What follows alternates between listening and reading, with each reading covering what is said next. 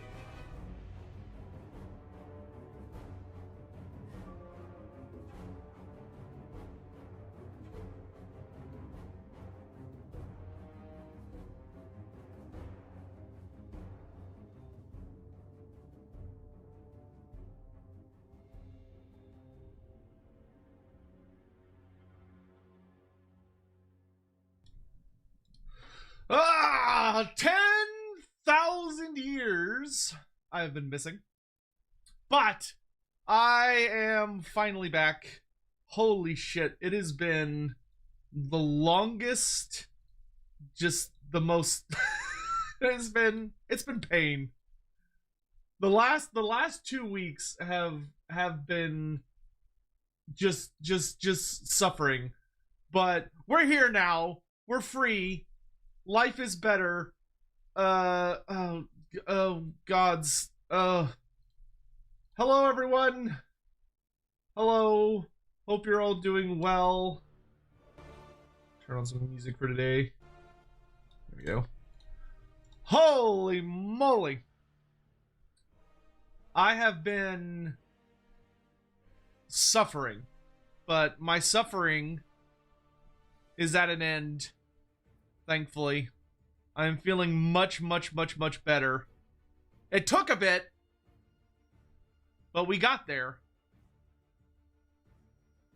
Oh, gosh. And now we're back.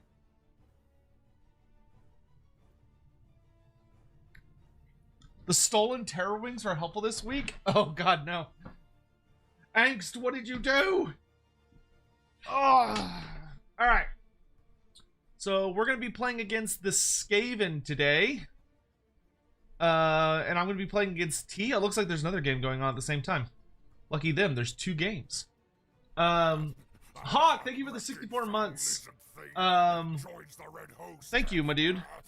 Oh, what did I do with my... Where did I put my books? I cleaned my painting desk. Searching for the fishman. Because I'm getting my stream set up so I can start doing stuff like playing cards and also doing painting streams again. So I've got like that set up. Though I realized I am missing I'm missing a cord. Give me one sec, guys.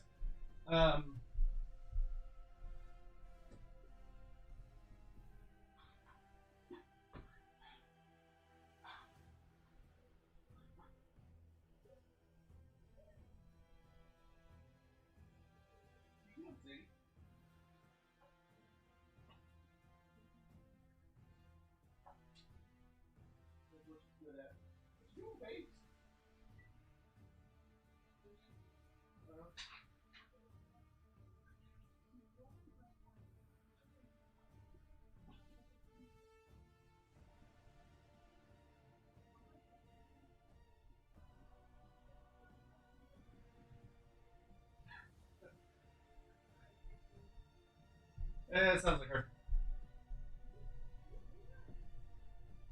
My sister is complaining about the dog. Okay. Yeah, I've got this nice clean desk now. Cleaned it off. Dusted everything. Wiped it all down. So I could start doing different kinds of streams again. But I hope you're all doing well. I've missed you all very, very much, genuinely.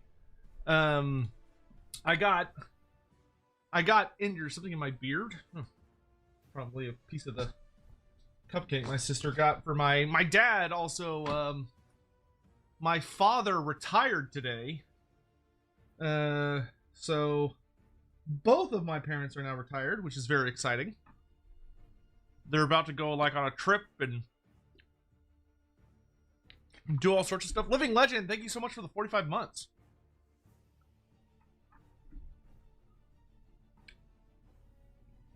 The balls are better? Yeah, balls are better. Basically, I have a dog? Yeah, I have a dog. Have you not met Sadie? I don't think she'll come in here. She doesn't like to be in here when I'm streaming, but I occasionally put up little clips and pictures of her every once in a while. Man, she went like terror mode yesterday. Because we went to the dog park for the first time in a while, and good God, Sadie like lost her shit. Because these other 2 dogs got in a fight, and which that happens at the dog park. Like every once in a while, you'll see some dogs that get like really bitchy with each other.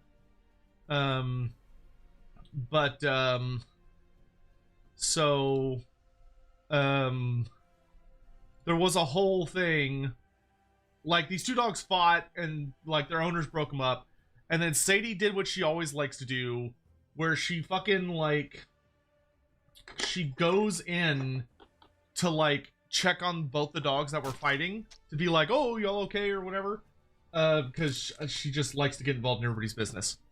And she must have, or one of the dogs, who was clearly a very anxious dog, who I think started the fight, I guess he was still like really like, ah, because when Sadie got close to him, he bit at her, and so she was like, oh, okay, I'm just gonna fuck you up then. So I had to break her up from the fight, and then and those people immediately left. Like, they immediately got their dog and left. And then fucking, so I'm sitting there and I look down and like my right arm and my leg are like covered in blood. And I'm like, what the fuck? And like, just like, oh my god. So it didn't look like she was bleeding, but you know, somebody was definitely bleeding. So I had to be like, oh geez. So I took her out, or I got her cleaned off and stuff. And we, like, it was fine. But then the other dog that was involved in the fight, Sadie started trying to go after them, and it was like, okay, we gotta leave.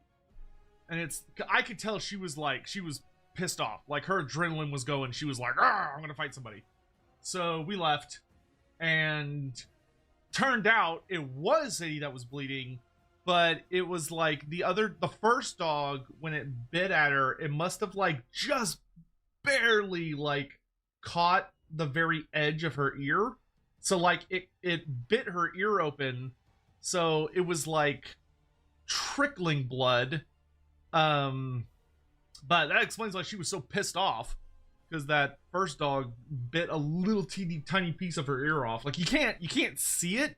The only reason I even found out about it is because one of my family members was like, where's all this blood coming from? So that was fun. That was a great time. Feel like socializing anxious dogs is the most dangerous thing. Yeah, if you have an anxious dog, you really shouldn't take them to the dog park, especially like the big dog park that's like really huge and stuff. I don't think that's a good way to socialize them. There are better ways to do it. Like, it's better to get them around dogs that are on leashes at like a park or something, and then you work on getting them used to being around other dogs and realizing that like they're gonna, like, you know, get them used to that, and then you work your way up to socializing them.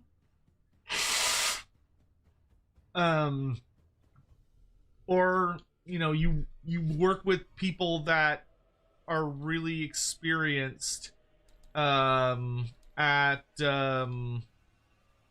working with anxious dogs. Because, yeah, sometimes people will bring, like, their dogs to the dog park, and they should not be at the dog park. Because if a dog is, like, really, really anxious, the other dogs can tell, and some will, like, try to play with them, which will cause a problem. You could also sometimes meet, like, dominant dogs who will try and, like, when they realize the dog is anxious and kind of being like, oh, stay away from me, the more dominant dog might be like, no, I'm going to show you that I'm boss, and they'll try and start a fight, and like it causes a bunch of issues. You know, in that case, it's like better to go to the small dog park, rather than stay at the big dog park, because the big dog park is where you're going to run into dogs that are going to try and beat the shit out of your dog. Trinket to give to Throt. Yes, yes. Good, good. I accept your offering for Mulder Clan. At Biofoot 7870. Alright, we're going to go ahead and jump into the call with my opponent. Welcome back. The fishmen missed you, and me, and everyone because they can't aim. They can't aim. Looking forward to our game in month 2, week 4. Yeah, it should be a good time, Buffett. But anyway, let's play some AoS. So I'm going to go ahead and jump into the call with our opponent, and let's get this party going. Hello, hello? Hello there. Give me 1 second. Yeah, sure. But, yeah, you know, so life's happening, things are going. Need to make Okay, hello there. How are you this evening? Good. Did you already make a lobby? Yes, I sent its info to you in the DM. If you scroll up, you can join. Let's see. Oh, so you did. Okay.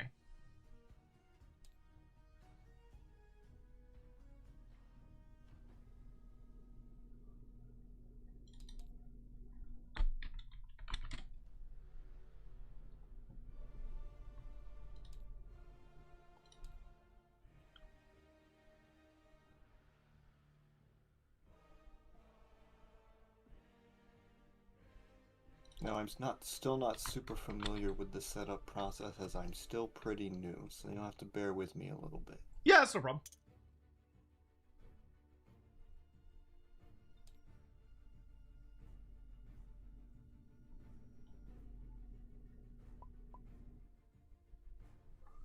Alright. Alrighty. He's really quiet. I'll turn him up.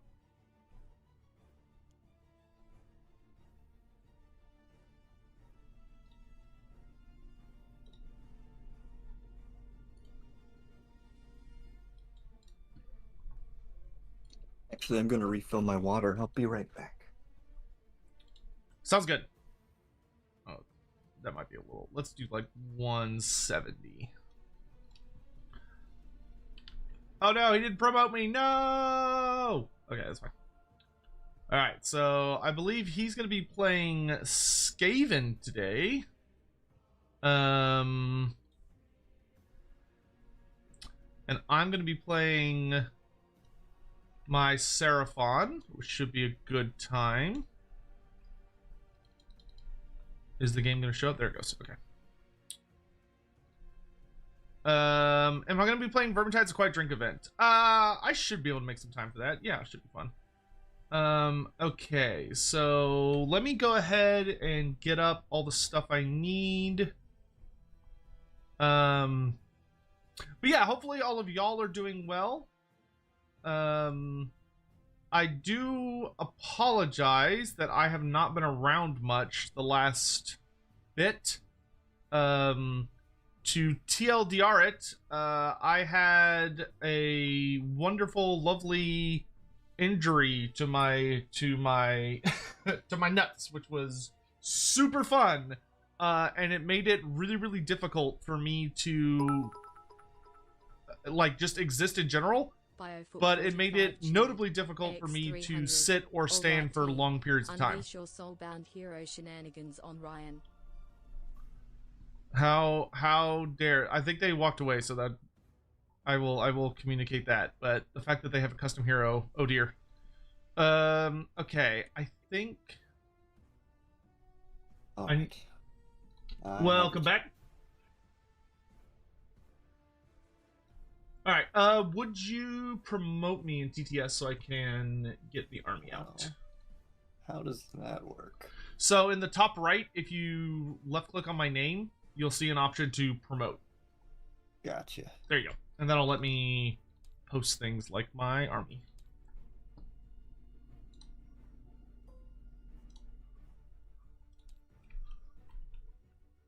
Oh, that's right. I made my Agrodons twice as big. That's what I did last time.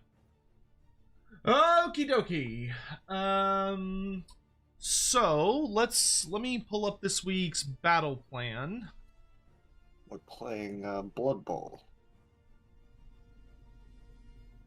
Blood Bowl, you say? Let's see. It's under announcements, I think. And I also need to check. Okay, so I don't think I have any gimmick. I don't think, because week 2, let's see. Week 3 is ferocity. Oh, okay. I took tactical repositioning. So I do have that available for this week, but I don't get it for another week. Because I'm not on that team. I, however, do get tactical repositioning, as I am on that team. Very cool. Alright, so we are doing... Escort to the Wellspring Grove. No, that's week 5. We're on week 4. Oh, that's week 5. Why don't I see week 4 on here? Oh, here's week 4. Curse Colonel? Yes, the picture is below in a separate message by BioFoot. Okay, well, I've got the books. I'll just have it here. I don't have the book, for I am a peasant.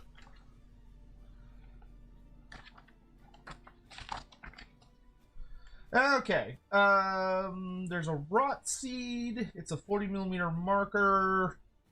There's a get it out of here.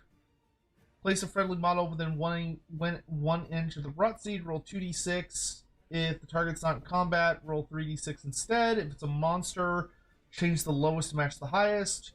Remove the rot seed and set it up within a number of inches. You let the target roll. It cannot be set up on a terrain feature that has unstable or impassable, or part of a terrain feature is more than an inch tall. If the rot seed is wholly within a player's territory, there are... Oh, wow, okay, so you're trying not to have... So it's hot potato, okay. Yeah, you want to give them the thing when the match ends. That's an interesting gimmick. Indeed, I kind of like it. Alright, so let's go ahead and get terrain set up. So we want 8 pieces of terrain. So feel free to just pull them from any... I think most... we can just kind of grab them from wherever. You can search inside those bags and look for ones you want to use.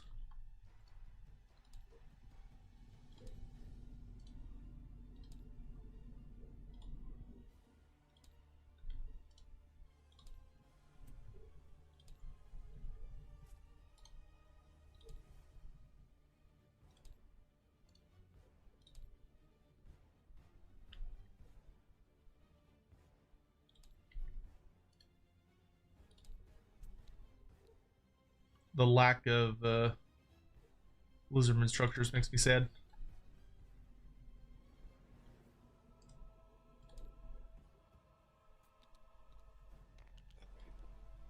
That seems good. So I'll take one of those. Get both of those. And sure, a statue. Cool.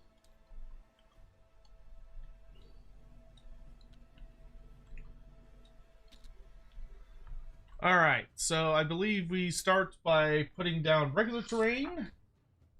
So we can roll off to see who places first. I got a 6. I got... Oops. I get a 3. Alright, so I'll go first and do a slightly off-center place of power. Okay. I will do a forest obscuring piece of terrain, and I'm going to put it right here.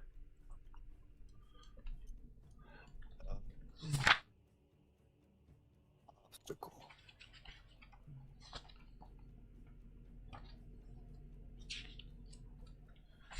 Let's see.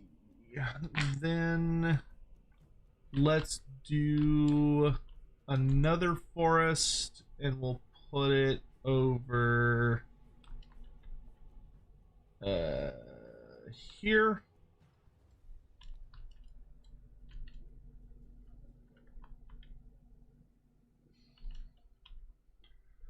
Yeah, we'll check out armies when we get to deployment. Okay, and then let's do this place of power there. Rock. And then the last place of power statue can go right there. Alright, so we can lock all those down.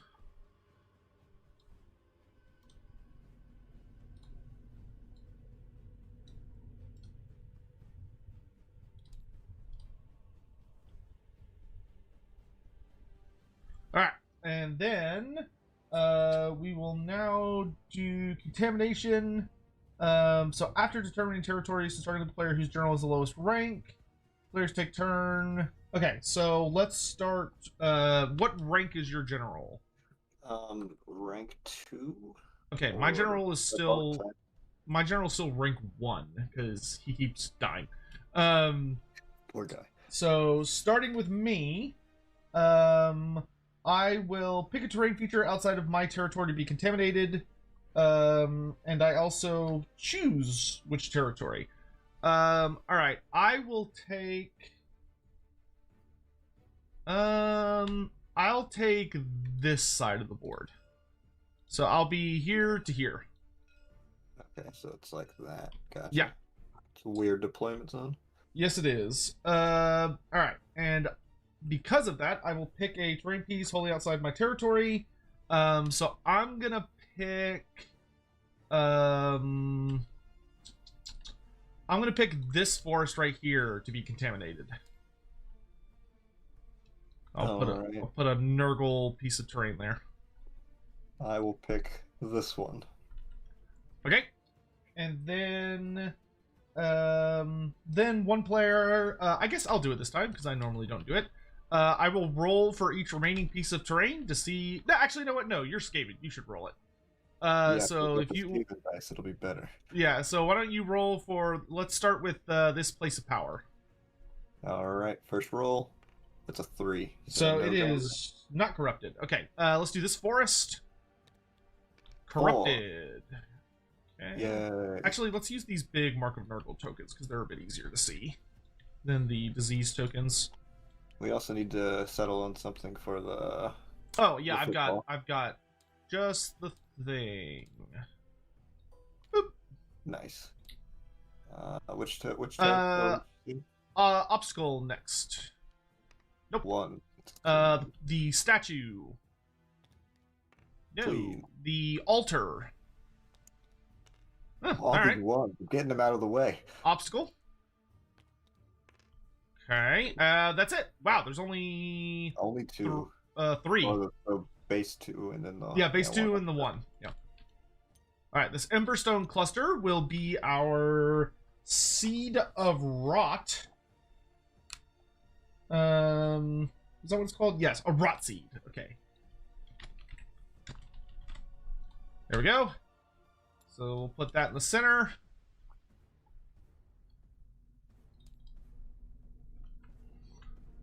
There are actual Gyran tokens next to the scoreboard. Aren't these just the... You mean the objection markers?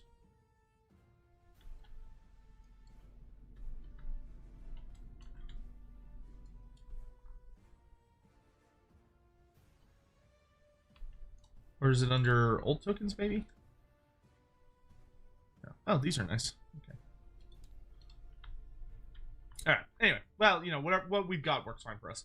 All right. So, then,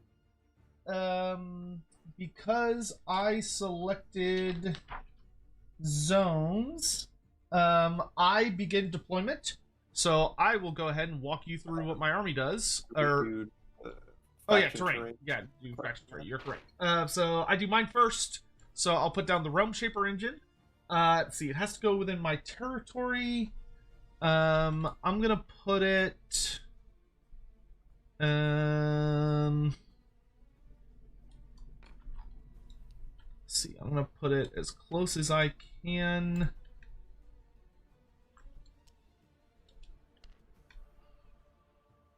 I don't think I can fit it there. Can I fit it over here, maybe?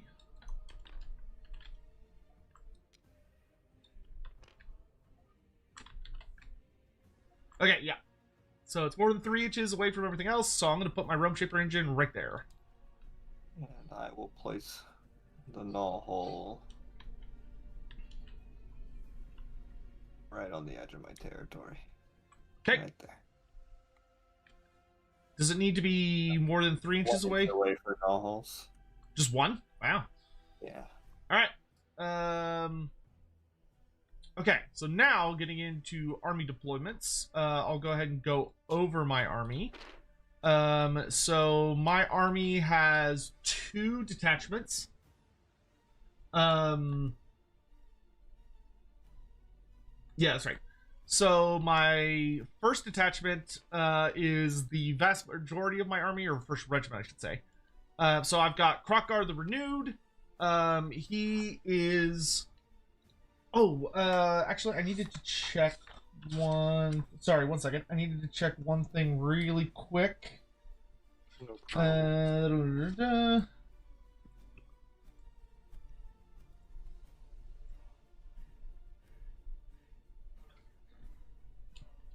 Okay.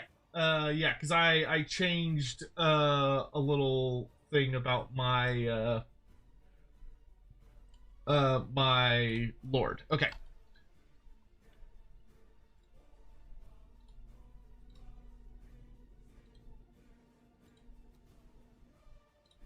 Because I changed what I ended up changing what path he was on. Because he was having a struggle. Alright. Anyway, so I've got Krokgar. He's on the path of the leader now. Which he was already ranked, or he was still tier 1, so he just moved to being a tier 1 path of the leader instead of path of the warrior.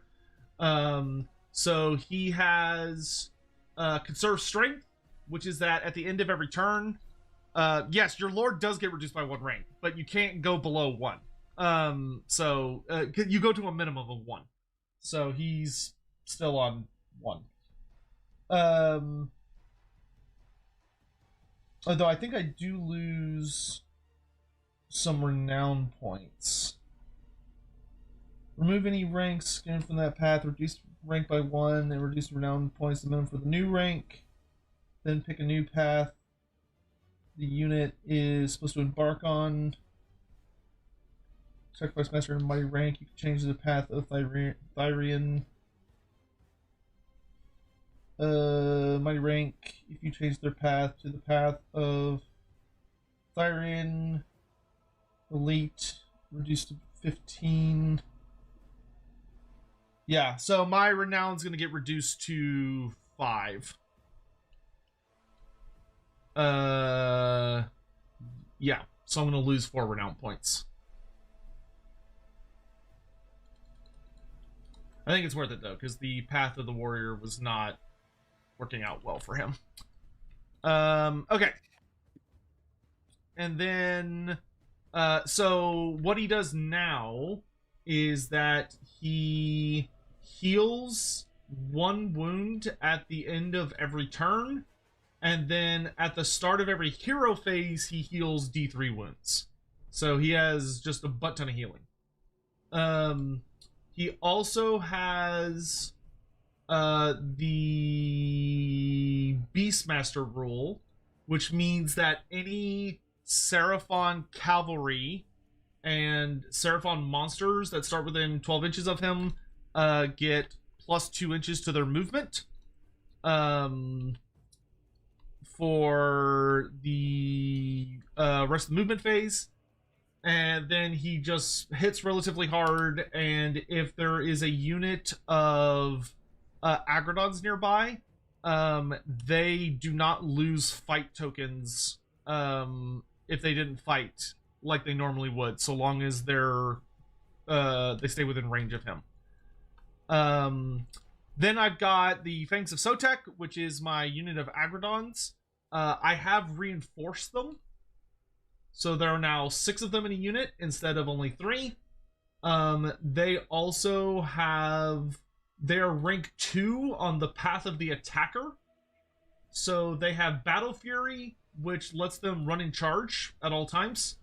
And then they also have Hunter's Eye, which is at the start of the... So at the end of the deployment phase, after we've both finished deploying, they could pick an enemy unit on the table to be their quarry, and for the rest of the game, they get +1 to wound rolls against their quarry. Then I've got the Mauls of Sotek. They are just a unit of Kroxigors. They just hit hard. Though they do get buffs when they're fighting units that have 10 or more guys. The Cohort of the Jade Serpent is my unit of Saurus Warriors. They are on the path of the Forester. So they have Defensive Thicket, which is that if they have not charged in a turn during that combat phase, I roll a d6, and on a 3+, all enemy attacks get -1 to wound them in close combat. And then they have Bramble Barb Bush Pods, which is that if someone charges them, then during the charge phase, oh no, excuse me, if they did not charge, so even if they've just been in combat for a minute, so if they did not charge that turn, during any charge phase, they can deal D3 mortal wounds to a unit they're in combat with. So they're able to just like throw little grenades. And then the last thing in this regiment is Gorok the Unbroken, which is this little squad. He has a magic item, which is the Thorn-Studded Gauntlets, which is that at the end of every turn, he can pick an enemy unit within 6 inches that's visible to him, and he deals them 1 mortal wound.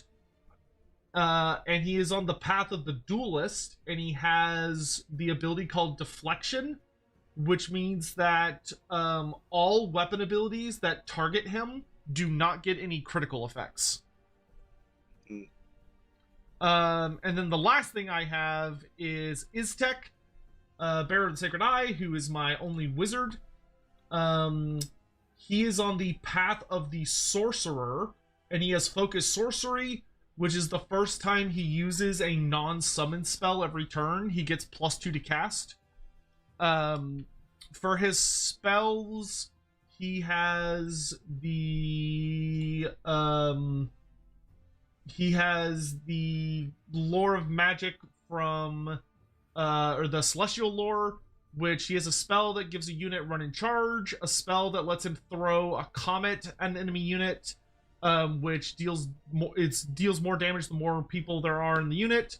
And then he has Mystical Unforging, which allows him to pick an enemy unit and reduce their rend. And then he has a unique spell on his War Scroll, which is that he could pick an enemy unit within, I think it's 18 inches, and that unit does not get ward saves for that turn. And then my endless spells, or manifestations, I've got Ravenous Gnashing Jaws, Emerald Life Swarm, and the Burning Head. Gotcha. Alright, so that is everyone. I'm going to go ahead and only deploy my second regiment, which is going to be Iztek. And I'm going to, see, I need to be more than 9 inches away from the deployment zone. So, Iztek is going to go right here behind this building. Alright, do you want me to go over all my stuff? Yeah, go ahead. Alright, so I'll have to start with one Doom Wheel out because I have too many points. And it'll have to be a stalled reinforcement. How many points is your army? Because it matters more about us versus each other instead of... Yes, I know. I looked at your list. Yours is 1,200 points, correct? No, mine's more than that now. Oh, it's more than that now. Yeah, my list is currently... Oh gosh, hold on. I have to math the difference between the 240 versus... Because mine's 1390 right now. 320 versus 240. That's an 80-point difference. So my list... I don't have to leave anything out. My list is 1410. You're 1410 now. Then yeah, we're both good, because I'm 1390. Okay, great. I've got a Vermin Lord Deceiver, Skrulk Shadowtail. He can burst from the shadow. If a unit's in combat with him, he can roll a dice, and on a 4+, reappear within 13 inches of himself and 1 inch of an enemy unit. Or pick a point and then appear within 1 inch of that point. Ooh, with fun. those being the requirements for the point. He's got a pretty decent profile. He hits hard, so he can appear out of nowhere, and he hits hard. The Doom Wheels, one is on the path of the Artillerist, so it can add an extra 2 inches to its movement. And honestly, I forget the second thing it got. I think I wrote it down on its unit card. Also, all the stats and abilities I have typed into them, so if you hover them, they are all there and accurate.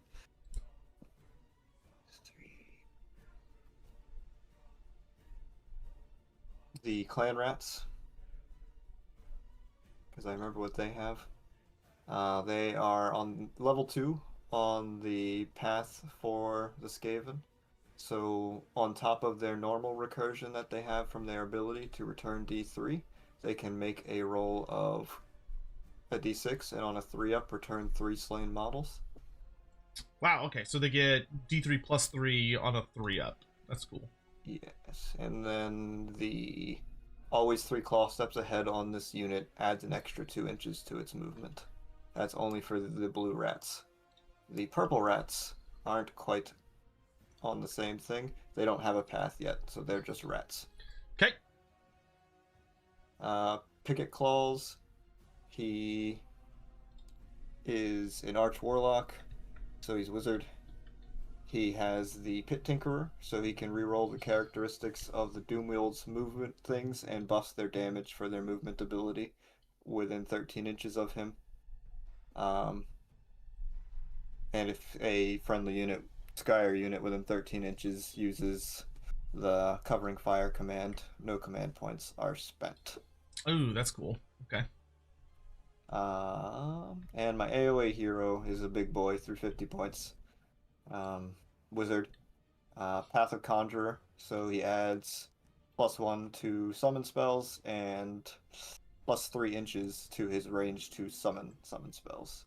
Okay. He is a big boy. Other than that, he declares his squad as bodyguard, and when they're within 6 inches of him, wholly within 6 inches, he has Ward 4+, and they have +1 to wound. And unlike the equipment version or the heroic trait version of this, it does not kill the clan rats when he procs the Ward 4+ save. Ooh, very spooky. Okay. And he can heal D6 at the end of any turn. Anybody within 13, any non-hero within 13 inches of him can use all-out attack for free. And if a spell targets anyone within 13 inches of him, he rolls a D6 on a 4+, ignore the effects of the spell. Damn. All right. Very solid support character. Yes, that's about it for him. He's also got a Warpstone Charm on just because there's no better place for it to go, and Picket has a Foul Hide on so he can heal. I'm thinking about reversing that, but that's what I'm going with for now. Okay, for Vashtik's heal, is it D6 at the end of every turn, or is that once per game? D6 end of every turn. Oh, gosh, that's a lot of healing. Okay. Alright, I think that's about everything. Oh, one of the chariots has -1 to being shot. I think it's Mark 7. Okay. No, Mark 13.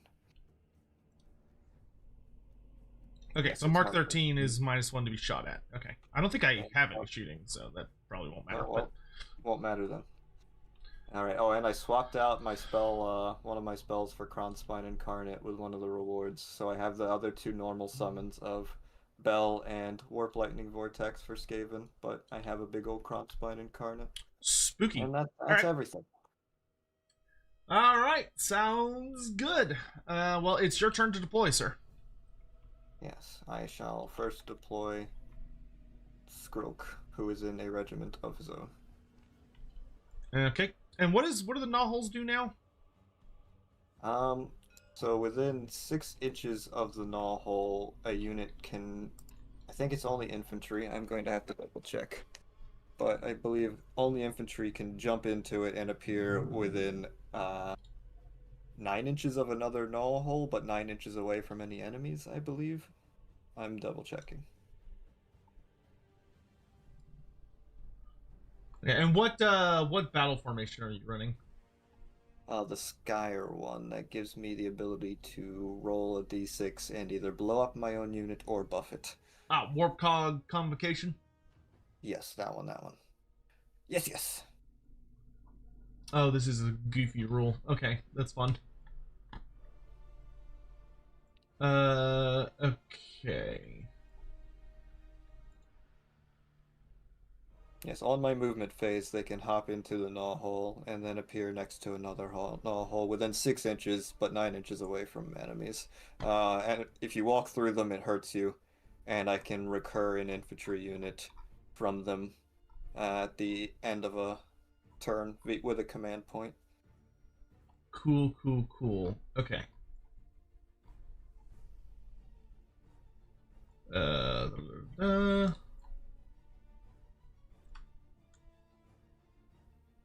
Okay, all models can move through it. Okay, so it still has the thing where if I get too close to it, I... Oh, if I move over it, I can get hurt. Okay. Yeah, you can get really close to. You can get right next to it as long as you don't go over it. Because you can walk over it. It's not impassable. Okay, and how do you create new Nahulls? So at the start of the deployment round, I have an ability that is used in the deployment phase that will create a second one. And then beyond that, I believe it's a faction ability at well, I'm grabbing my Skaven book. Give me 1 second.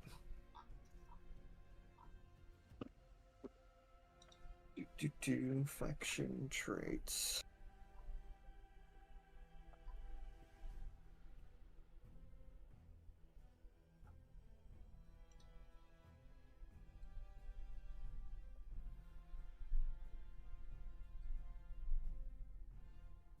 Oh, Nahul Ambush. Okay.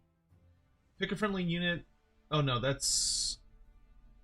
Oh, if there are fewer than 3 Nahulls. There it is. Start of the battle round. Yes, start of the battle round. Splinters of the Vermindune. So not every turn, but every fresh round. Okay, so every battle round you can put a new one down so long as there's less than 3. Less than 3. Okay. Yes. Cool. Alright. So in that And then case... always 3 claw steps ahead if you're unfamiliar. During the hero phase, I can pick a unit and make it move. That's very Your cool. hero phase, not mine. Oh, that's funny. Okay. Cool stuff. So that will take us into... Okay, so I'm going to deploy my second group. Once per turn, end of any turn is when we punt. Okay. So this is mostly going to be pretty aggressive. All right. So I'll go ahead and deploy the rest of my army now. I'm going to start with Gorok the Unbroken. So you have to be more than 9 inches away from your territory. Let me grab the... Where's the 9-inch ruler? I know it's right here somewhere. There it is.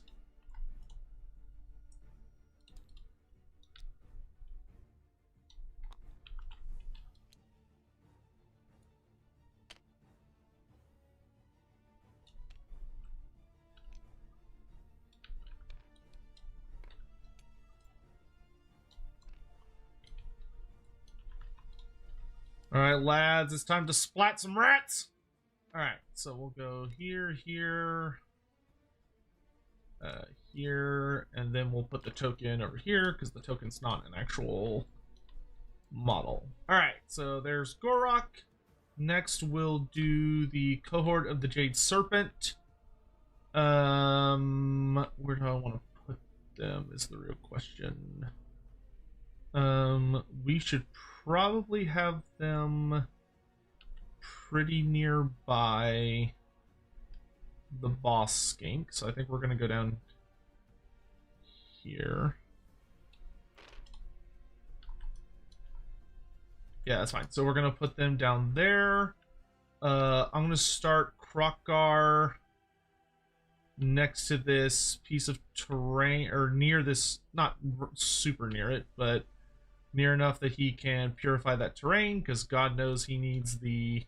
We'll put it on this side, actually, because he needs the points. I'm going to put the Mauls of Sotek behind Gorok, and I'm going to put the Fangs of Sotek... Well, okay, let's actually have decisions.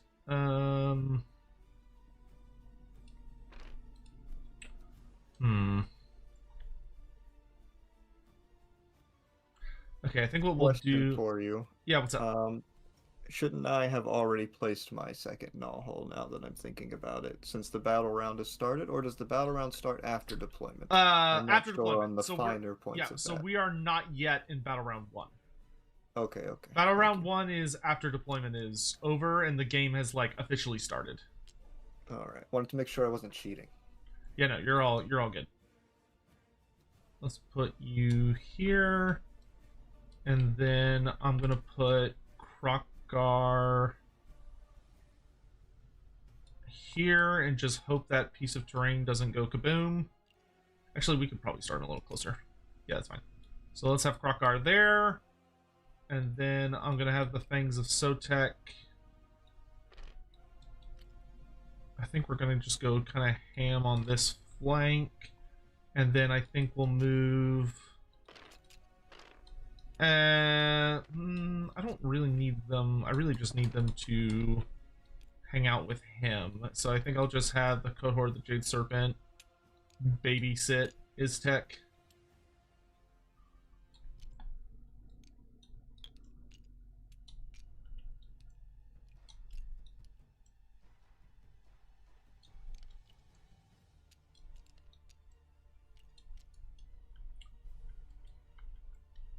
All right, and just so you are aware, the big thing that the Realm Shaper engine could do is, as long as Iztek's within combat range of it, he can pick during my hero phase, he can pick a terrain piece that's within 24 inches and basically turn it into a bomb, where it will deal, potentially, it will deal D3 mortal wounds to all enemies within combat range. What was that again? So the Realm Shaper engine, it has a 24-inch bubble that allows me to pick a piece of terrain like this forest, for instance, or one of your knowholes. And when I do that, I roll a d3 for all enemy units within 3 inches of that terrain piece. And if I roll above a 1, then I deal whatever I rolled number of mortal wounds to the unit. So if you have like a bunch of guys surrounding a piece of terrain, I can pick that piece of terrain and like hit everybody around it. I see. Good to know before I put everybody around one piece of terrain. Yeah, as much as I would genuinely love for you to do that, just so you're aware. And that is it for my deployment. I'm done.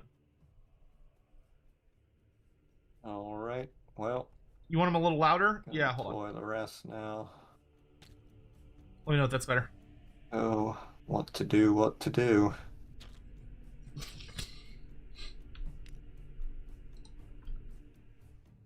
see. Also need to figure out what asterism I want to run.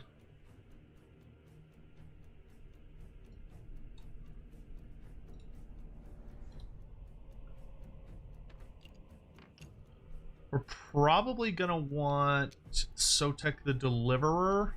It's 9 inches away from this point, right? Yeah. That's the limit.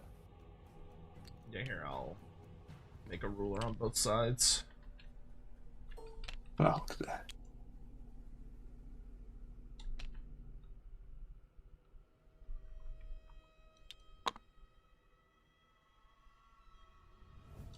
This is not the best spot for him, actually.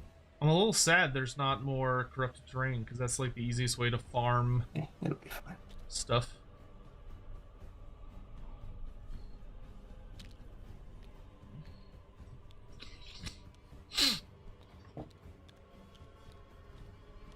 Okay, so basically my goal is to try and punt the Rot Seed as hard as I can into his territory, and then follow it and just rampage among rats.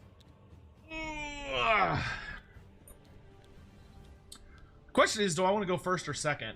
Is actually kind of hard for me. I don't think double turning is worth it anymore, unless it's like you're definitely gonna win. But the fact that you can lose all your command points is pretty goddamn brutal.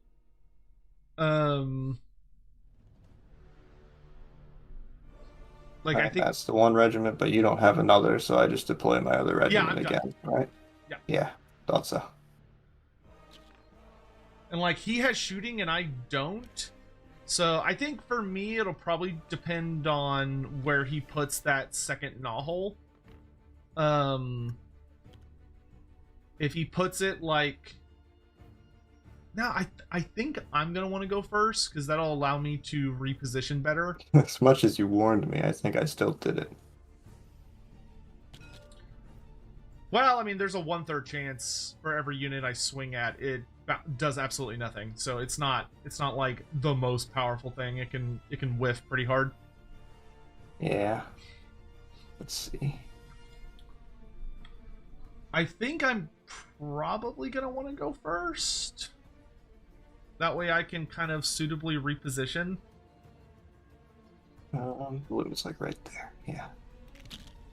Oh no! Come on, guys. Back in formation, rats. Oh, there's a rock there. That's why. I see. It is a stealthy rock. I couldn't see it. It was hiding. Do I really want to do that, though, with that rock there? Probably thin them out a little bit, then.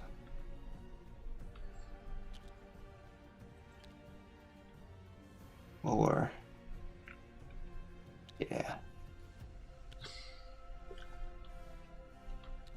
Yeah, I think I'll want to go first so I can get myself in the best position. And I can also get the best Realm Shaper shot off as possible. Oh wait, that's right, I have this. Good. That's that. Alrighty.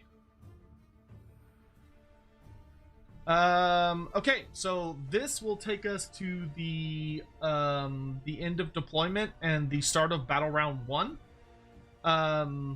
So for my asterism, who's your general?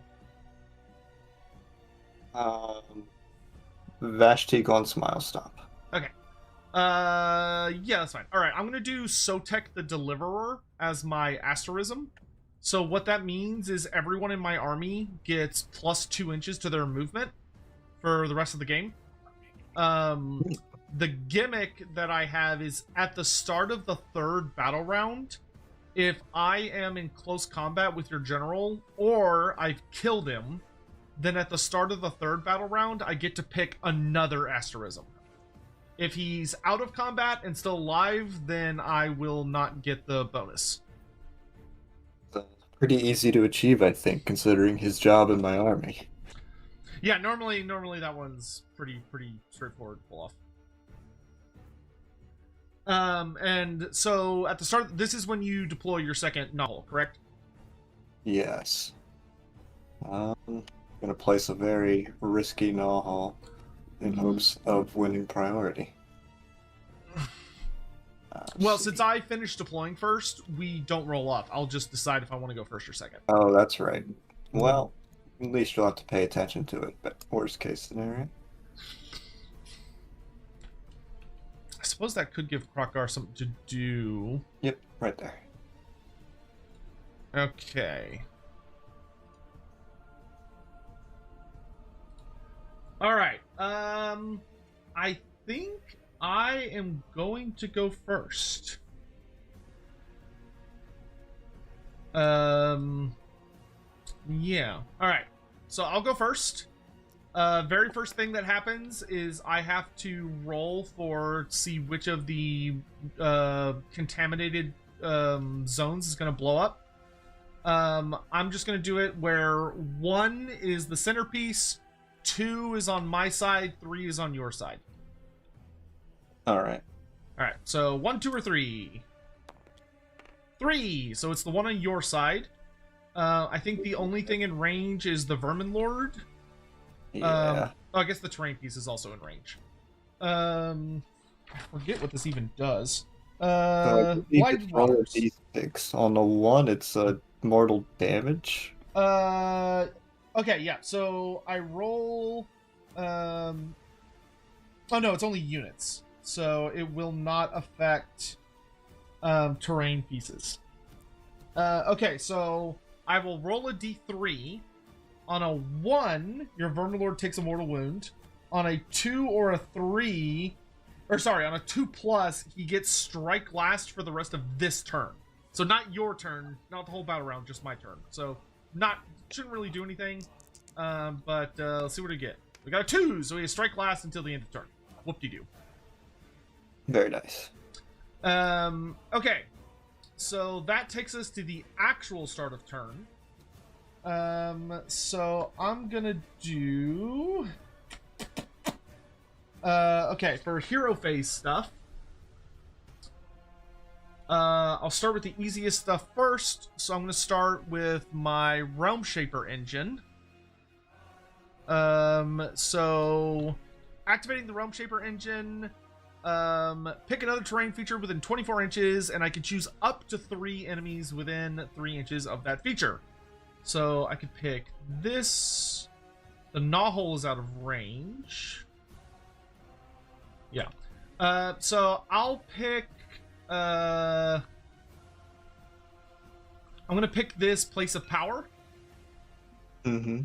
And I get to pick up to 3 units. So I'm gonna choose Vash's Loyal Nice Squad, the Mark 13 Chariot, and Picket Claws.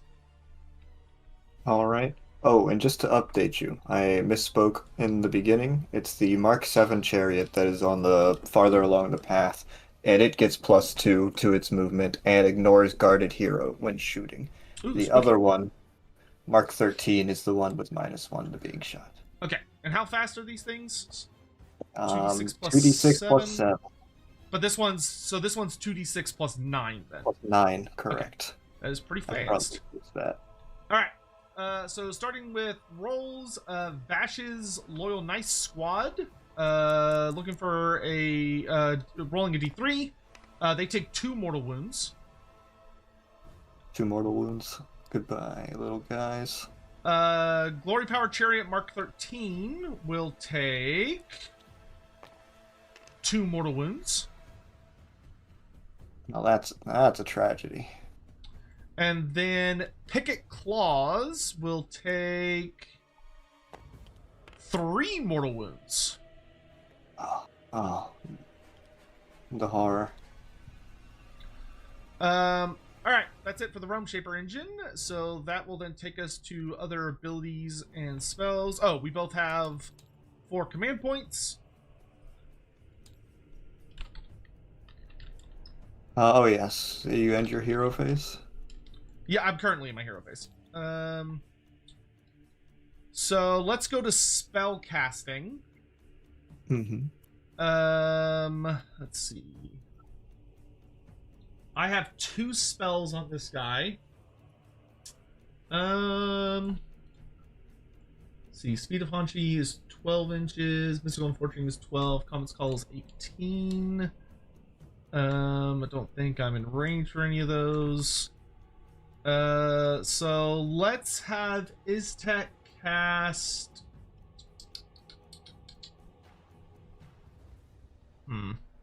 Let's do his first spell to try and summon the Emerald Life Swarm. Okie It needs a 6 to go off, and he does not get bonuses to casting it. Goes off on a 12. Okay. I don't know if I'm in range to do that thing. What's the range for that thing? I Not think that it's- it hit on a 12 I anyways. think it's 30 inches. So I'm not sure who all's wizards in your army. Yeah, those 3 are, yes. Okay, then yeah. So you are in range, though you would have to have bonuses to unbinds to try and stop it. Which I don't, so I Okay. will not even. Alright, so Emerald Life Swarm, I'll put down. It can be wholly within 12 inches of the caster. So I'm going to put it. And what does Emerald Life Swarm do? So it can fight, not very well, but it does have a combat profile. But the more important thing that it does is that it can, during the movement phase, it can move next to someone. And if it gets within... I gotta pull up my Wikipedia here, because I always forget, because all the rules change so much. Let's see, where... This one. So Emerald Life Swarm, if it's within 3 inches of a friendly unit during my movement phase, it can choose that unit and they heal 3. So it won't resurrect dead models, but if someone has multi-wounds, it will heal them up to 3 wounds. It has a 6-up ward save, 6-up regular save, 5 health, 8-inch move, and then in combat it has 2d6 attacks, 4s and 4s, 1 damage, no rend, but it does have +1 rend if it's fighting infantry. And then the annoying thing that's kind of good for doing as well is that it heals itself 3 at the end of every turn. So if it takes damage and isn't killed, it's pretty good about putting itself back together. Gotcha. And then for my second spell slot, let's see let's see, if I was to summon it like there, no, it wouldn't be in charge range. It could still be kind of annoying. Do we go for the easy one or the harder one? See, the Burning Head does get bonuses against war machines, which is pretty cool. But Ravenix is definitely a better fighter. It also has a lot more health. Yeah, we're gonna try and summon Ravenix Gnashing Jaws. Which I can summon on a 7. I do get it on an 8, but you can try and unbind that. I will try and unbind that. Alright, so you need a 9 to stop it. No, do you have any bonuses to unbinding? No. So Okay. Just an 8. Alright, so I will successfully cast it. Wholly within 12 inches, but it does have to be visible to Iztek. So I'm going to put it like right there. Actually, Well, that thing looks like it does charges. Yes, it does. It likes to charge, but you're too far away, and manifestations cannot move the turn they come out. So it's just going to kind of be sitting there for a minute. Well. All right. But you can always just kill them or banish them. Okay, so that takes us to the end of the hero phase, because Krockgar doesn't have anything I need to do. Yeah, that is it for the hero phase. Is there anything you want to do in the hero phase? Yes, a couple, matter of fact. I will first do spend a command point to magical intervention and attempt to summon the Kronspine Incarnate with Vashtik. Okay. Now it's -1 because of magical intervention, but he has +1 to summon, so I'm still looking for a 8. Ooh, okay. I got an 8. I'm going to try and unbind with Iztek. Alright. I got a 7, so you got it. Alright.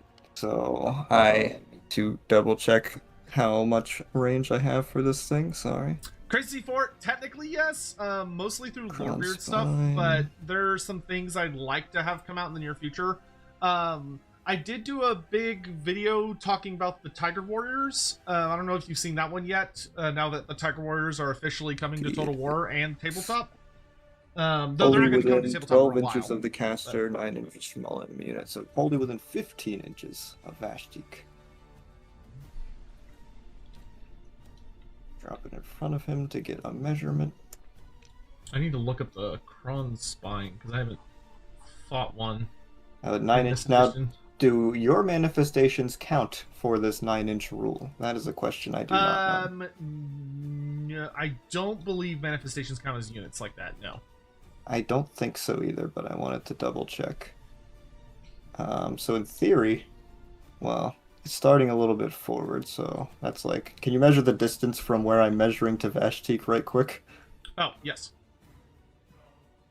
So it's doing an extra 2 inches. So I have up to 13. So I can do right here. It has to be wholly within 15? Hold on. Within... No, just within. Oh, just within. Oh, nice. Okay. Yes, within 15. So that is. If I it's can the actually go call. Krunspine Incarnate. Wait, what's the path you're on? Conjurer. Let me double check real It quick. is. I add 3 inches to the range of summon spells. Okay, if it's add 3, then you have to be wholly within 15 inches, not. Oh, it is wholly within. Sorry, that's my fault. I just didn't read that part. Yeah, you're all good. So he just needs to so- back up about 3 inches. All right, no problem. This terrain doesn't slow me or anything, right? I'm not No. super familiar Yeah, with you're terrain. you're good. You can even move up a little bit if you want to. There you go. Okay. Everything come. Okay. Movement phase. I'm going to start. What do I want to do here? Okay, so this guy can move 2d6 plus 9, so he has a max of 21. So he could get to the edge of that building, but getting around it's not. Well, I I do suppose have you. 13 inches of shooting. Yeah, so I just need to mainly focus on staying out of his line of sight for the moment.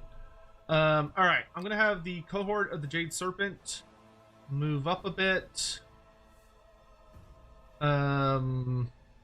Actually, would it be better for them to? I think it might actually be better for them to stay where they are, because if he decides to come around the building, then he will have to fight them. I'm gonna have Iztek move just a little bit forward. That way he can see around the building. Oh, I forgot to do always 3 call steps ahead. Oh yeah, sure. Is that during the hero phase? Oh yeah, it is. Okay, go ahead. Enemy hero phase. I'm just gonna move the Mr. Picket Claw over here a little bit. He got 6 inches. And I don't want to actually use all 6, I think.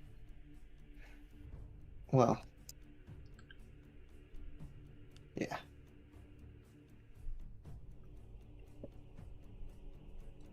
If you hold down the right 3. click while moving him, it'll make it where he can go under the building if you want him to. That's sort of what I was going for, but this is fine. All right, so for movement, yeah, I think we'll just have Iztek sort of move up a little bit so he can see around the corner of the building. Cohort of the Jade Serpent is gonna move up just a bit.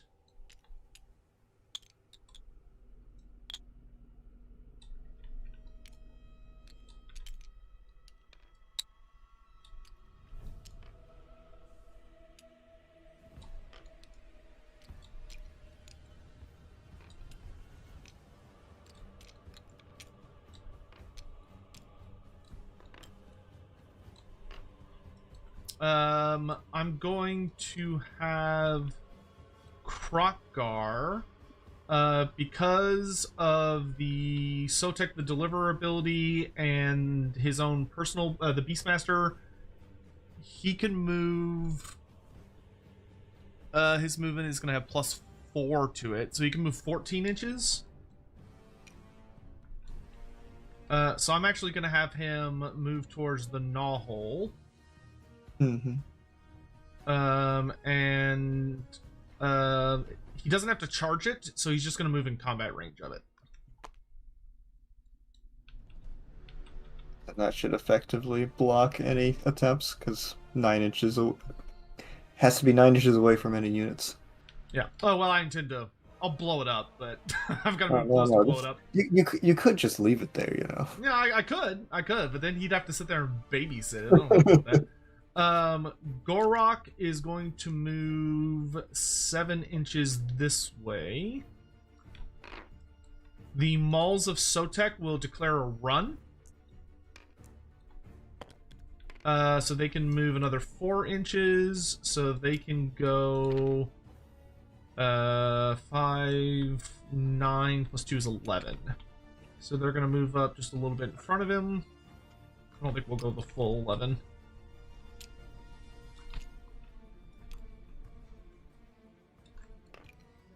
So the big thing that Gorok does is he has a 12-inch aura that if they're wholly within, he makes it where all Kroxgor and Saurus keyword units ignore the first wound they take every phase.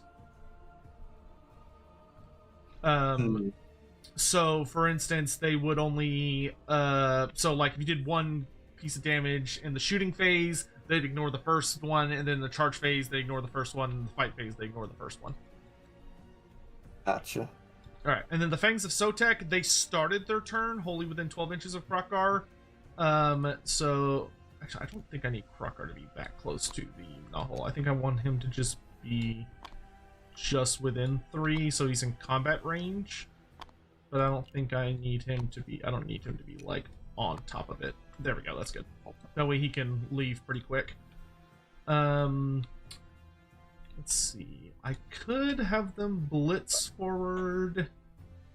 So if they did 14, and then they could do like maybe another 3. That would still be a big charge to get to that rat.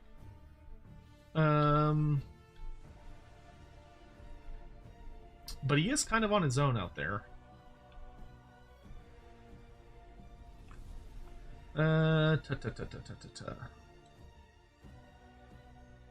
Let's see.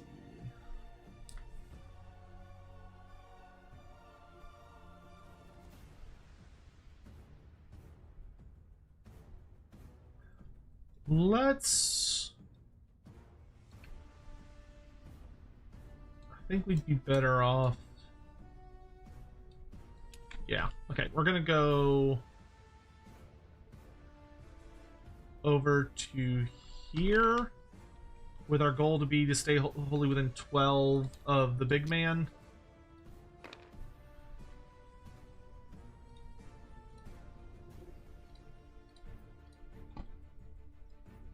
That way we keep in range of his Beastmaster,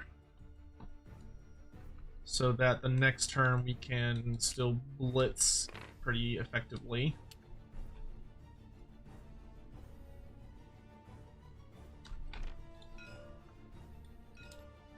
Okay, that is it for my movement. Alright.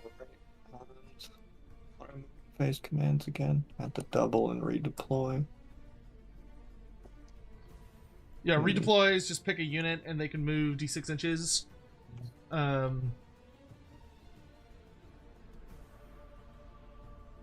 D6 inches, eh? Can I put anything into shooting range with D6 inches now that you've moved? Let me check.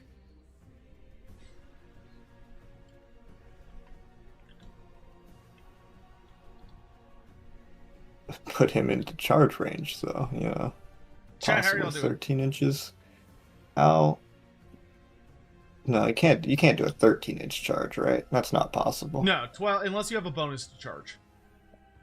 Alright, so I'm gonna attempt to redeploy with Skrilk here. Okay. So it spends 1 command point, right? Yep. And roll a d6. 3 inches. Nilla wafers. Nilla wafers. Can you hold a 13-inch marker out from this Maul of Sotek? Yes. Thank you. Nope, it ain't happening. So in that case, I'm actually gonna move him this way. Okay. Oh, that's awesome. Glad you have a friend coming over. Alright. Alright, from there, that will take us to the shooting phase. I don't have any shooting.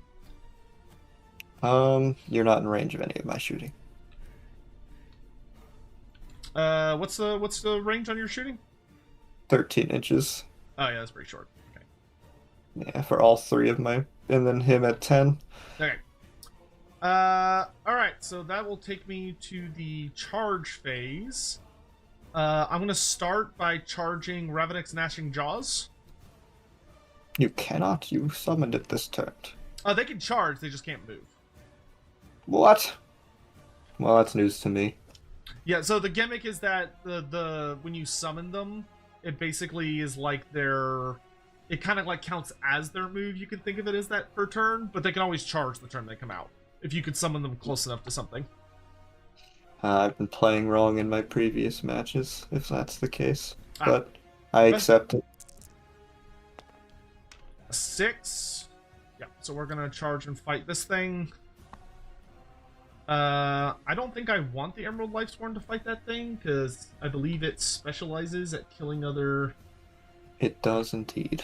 Yeah, so I don't think I want to deal with that. I'm gonna roll for Gorok. I'd have to... I swear I heard you can't charge when summoned. I'll double check, but I'm pretty sure you can.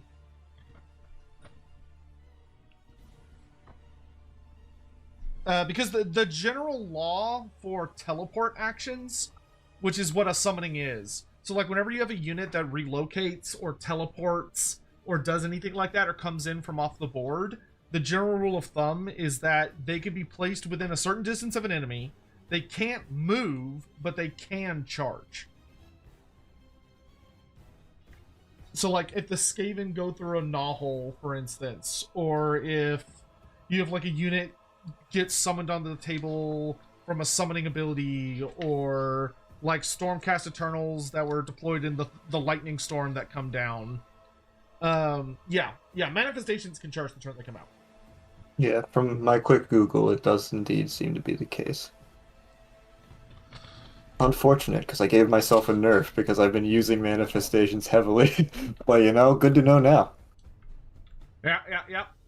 Okay, I'm gonna roll for Gorok in case he just rolls really high, but even then I'm not sure I want to charge. But no, 3, okay, that's not gonna happen. Do I want to charge the Emerald Lifesworn in? Like, if I Yeah, can... you do. Come on. Come on in. Yeah, I think we're happy sitting over here. Alright, so that is it for my charge phase. Do you want to declare any counter charges? No. Alright, that'll take us to combat. I'm going to start with Ravenix's Gnashing Jaws. Alright. So this big boy gets 10 attacks. He is hitting only on 4s, but then he wounds on 2s. And because he charged, they will be 2 damage instead of 1. Alright. Oh, wait, hold on. I gotta do his Ravening Hunger. So, sorry. Since he charged, I can pick something that he charged, or something within an inch. So I'm gonna pick the Kronspine Incarnate. And I get to roll 10 dice, and for every 5 up, it deals a mortal wound. Alright. That is 4 mortal wounds on the Kronspine Incarnate. I think you might just manage to take this thing out. Maybe. I'll have to roll better than that for my attacks. Do you have a ward save? I think you do. It does. You're right. I always forget. They have a 6-up, I think. Yeah, Yes. 6-up save. So you get to roll. You get to roll 4 dice, looking for 6s. Save 2 of them. All right. It's pretty lucky. So Right. that's 2 damage. Yep. All right. Now for combat roll, 4s to hit. That is not good. And then 2s to wound. That's even Wow. worse. All right. That's so really unlucky. 1 wound at -1 rend. So I think can't save then. Okay, so it's just 2 damage. So 2 damage. So I'll roll 2d6 for the wards. Saves 1 again. All right. So 1 more damage. Yep. And that's it for Ravenix. It is done. So you can swing back with your Incarnate now. It will swing back. So it's 6 amazing. attacks It's on amazing 4 how 2s Garbage. with Force anti-manifestation. So it'll be rend 3. Like, it should be 50-50, but it feels So 6 significantly attacks, worse 4 than that. 2s. 4. Like, it's amazing how garbage Force to hit is.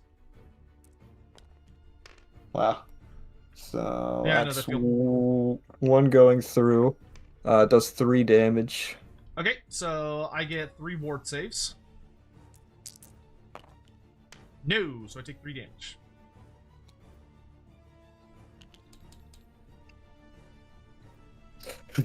They traded blows pretty evenly. Yeah, Force to hit is Just kind of silly. You just bump against one another. I don't know why they gave it +1 rend against manifestations. That's so useless. No manifestation. Yeah. I've never seen a And now that I'm manifestation. thinking about that, don't they all have like 6 saves? Yeah, they all have like 6 ups. I don't know why they gave that. That's It so already has garbage. 2 rend, so what's manifestation has a 3? Yeah, I know. save? They really should have given it like +1 attack or +1 to hit or something. That would have been way better. All right, Krokar is going to swing at the Nahul. All right. Goodbye, sweet Nahul. Hopefully. All right, so he gets 6 attacks with his spear, needing 3s to hit. Great. Then he needs 3s, 2 wounds at -1 rend, and they're 2 damage each. So 5 save. Neither save, 2 damage each, so 4 damage. I don't think the Nahul has a ward, so it just takes it like a Okay. champ. And then the Carnosaur needing 4s to hit and 2s to wound. 1 wound at -2 rend. So 6 to save. Saves. How dare you? And then 5 attacks from the clawed forelimbs, needing 4s to hit. All but 1. And then 2s to wound. 4 wounds at -1 rend. Or at 5 save.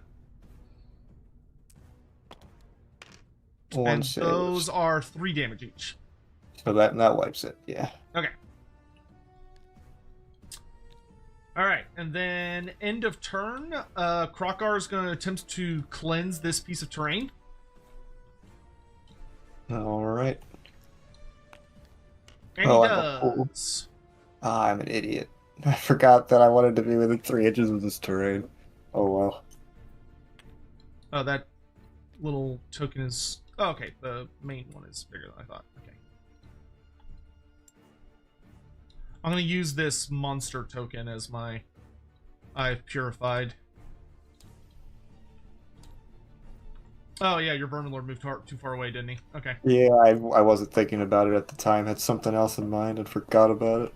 But Okay, but that will give Krokar 2 points of renown. I'll keep track on this thing.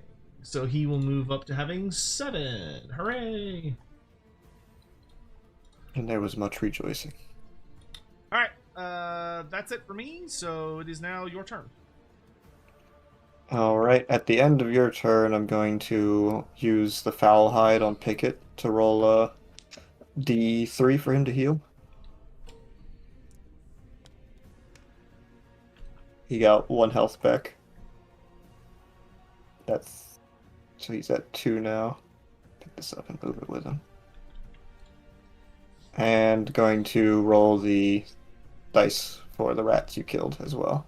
They all come back. Welcome back.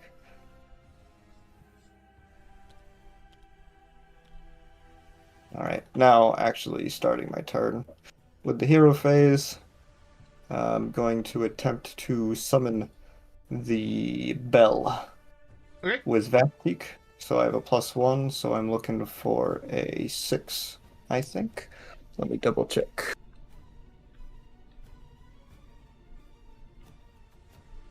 Yes, I'm looking for a 6. Okay. And how many spells can each of your wizards cast? 1. All 3 are wizard 1. Okay, so I get 2 unbinds. I'll try and stop this one, because you got, what, an 8? A 7. I thought you get Oh wait, +1. no, you're right. I got a +1, Okay. so an 8. Alright, so let's do... I'll try and unbind it, looking for a 9. Oh, no, you got it. That's close. Nice, nice. Okay. Where on the so spell bell considers it a big deal in comes Soulbound out. when in battle they come up. I mean, Wholly they are scary. within 13. And the more ones than you deal 9 with in away. Soulbound are usually Gotcha. ones that have, like, become self-sustaining, which are worse. Like, they're bigger and badder. Yeah, I'm just gonna put the bell like right. What does this bell do? Bell of Doom. Subtract 1 from wound rolls Yeah, for right attacks that there. target Skaven infantry. Ooh. And then I'm going to attempt to summon the Warp Lightning Vortex with Skrilk. Okay.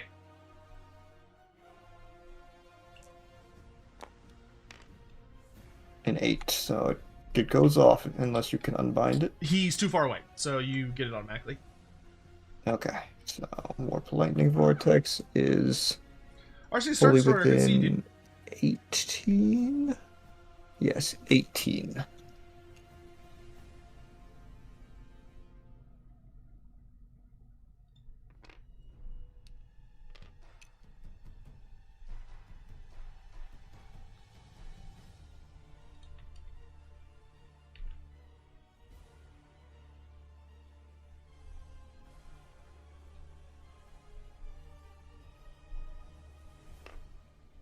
This thing's nasty. Make sure that's wholly within 18. Might have to back it up a little. Yeah, it looks like I gotta back it up a tiny bit.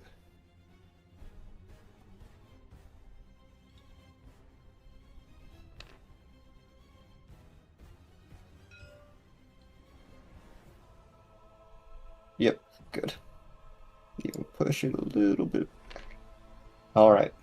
And that's still one spell left, but... And you know what? Not sure I want to cast it. Yeah, and for your Warpstone spell, it's actually just within 18, not wholly within. So you can actually put it like as long as part of the model's within 18. It's just within. Yep, it's just within for that spell. Oh well, in that case, yeah, I'll place it a little bit more optimally. Yeah, Bell of Doom and Vermintide are wholly within, but Warp Lightning Vortex is only 18. Put it like right. I don't necessarily want you to be in combat with it, though. Can you do a 3-inch from your guy for me? Yeah. Right there, I think, is good, right? Oh, nope, close to that one. Oh, yeah, when they're in the air, it's like adding movement. There you go. 3.1, Okay. 3.4. Yeah, well, yeah, you just have to change the position of... Oh, it's on, yeah, it's on that guy. Oh, is it treating them as like one cohesive mass? That's... Yes. Somewhat annoying. Make it more convenient. It's more convenient for... Because they have to be 7 inches away, so... Ah, I see. Okay. Yeah, and then you're not in combat, but you're Hawk, still that's within the 6-inch bubble to be affected by it. And it's in your way if you want to get there, so I'm happy with that placement. I had to trade one of my spells out. What spell do I have? Oh wait, no, I didn't. That's right, because manifestations are different. So I still have all of these. What's the regular lore you have? Is it Ruin or... Ruin, yeah. Okay. 18 inches of this guy. Holy. Invisible any... Just, nope, just within 18 inches. Can this be the target of a spell? I think so. Oh, well, if you want, you could actually exchange one of your spell slots and attempt to banish it. No.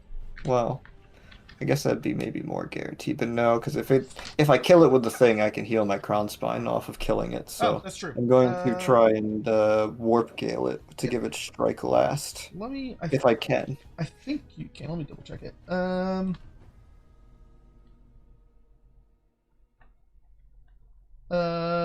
Purposes of movement, combat range, being in combat, setting up other units, they can finish charge within a half inch. They can fight stuff. They can be picked as targets of enemy abilities as if they were units. Yes.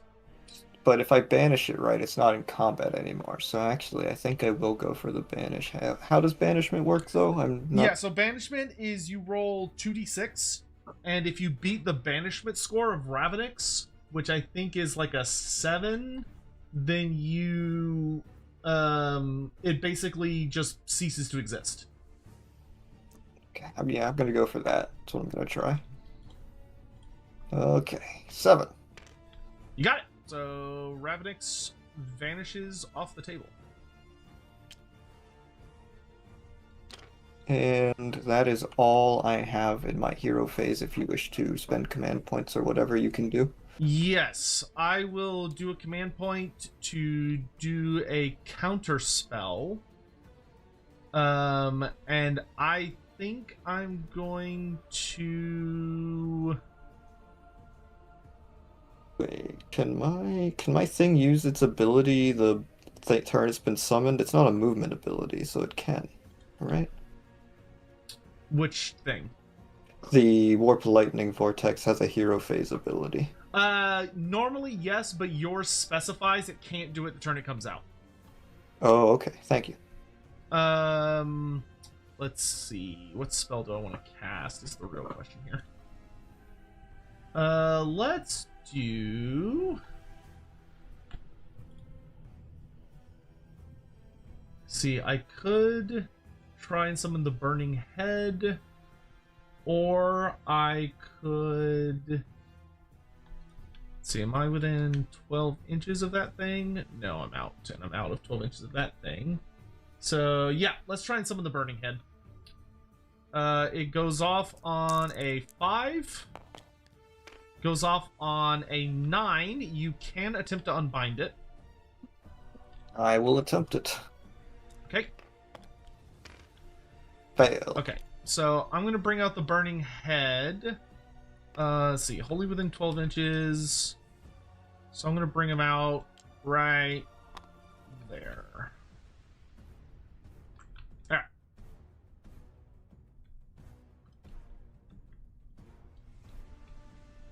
Okay, I believe it is now your movement phase.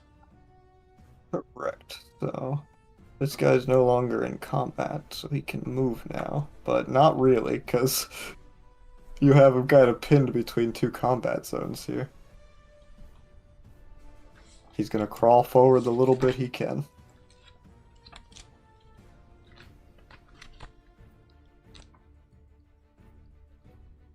Good enough. There's no way I won't get that charge roll. Crownspine flies, doesn't it? Does it? Yes, it does. Yeah, so if you want, it could just fly over shit. Oh. But that how flying works? It can't. Yeah, so fly means you can move over terrain and combat zones, but you can't injure move within 3 inches of an enemy unit. That's nice. So there's enough of an overlapping bubble. I don't think he can fit anywhere unless he can move really far. But he could move like he's got 10 inches, but 10 inches isn't bad. I think I want to get it in combat with both of these manifestations at once is the goal. So yeah, you should probably. He's got a big enough base. You could probably do that when I pile on. So I think my movement doesn't really matter because it'll just be charge and then pile in to try and overlap the bubble. Yeah, so right. He can just chill. You took down the null. Oh, that's...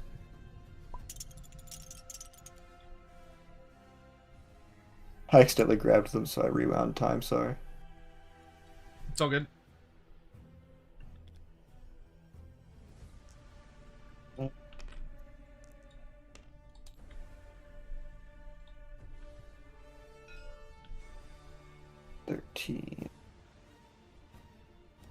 Like right there. Oh, you got to roll for the terrain blowing up real quick. Oh, okay.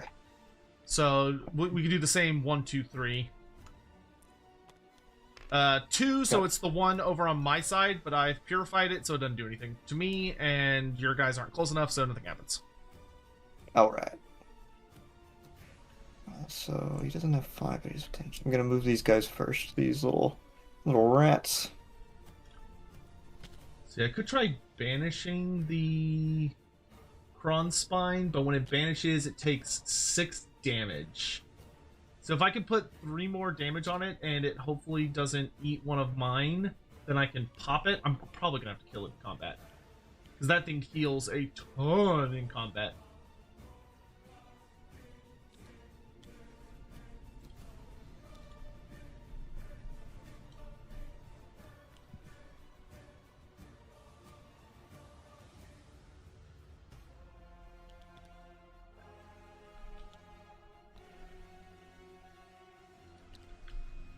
Hawk, did you make their thumbnails, by the way, or did Andy do it before he left?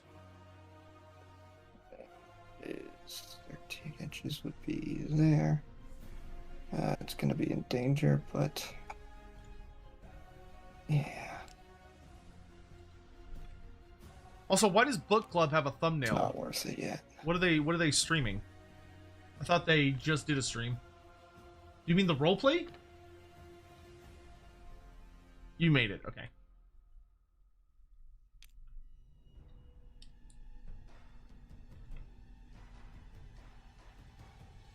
The RPG, okay.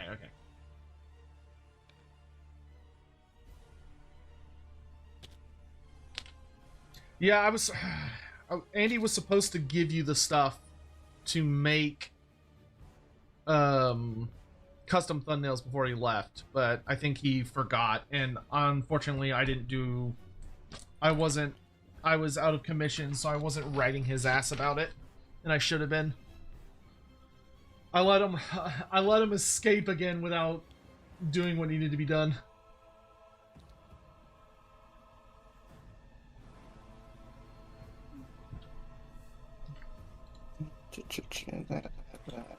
Yeah, I think one of the biggest things I'm worried about this game is the Doom wheels being able to, like, shoot. Got a 10-inch range, but also you don't really want to be in the front. Yeah, he does. It's just, it's been like a month of mess.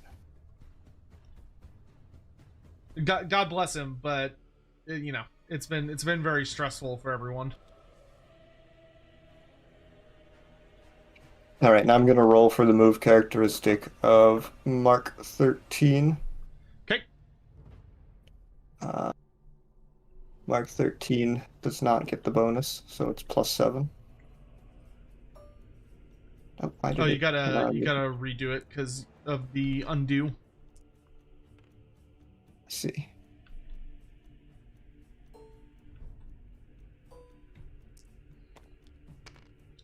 Oh, not a great roll. So that's...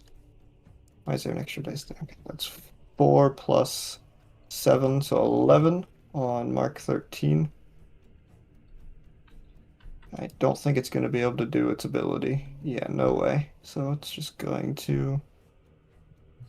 13 inches from the sky would be right there. Are you able to ignore line of sight with it shooting? Because normally you need to be able to see. Oh no, you're right. You're right. And there's this big ass tower in the way. So yeah, I wouldn't be able to shoot. Good call. Before I position my units under a false assumption.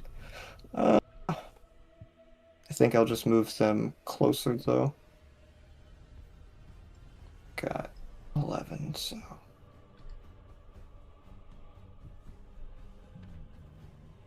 There. Now I'm going to roll for the other one, so +9 to this. There you go, that was a big move. Yes, 18.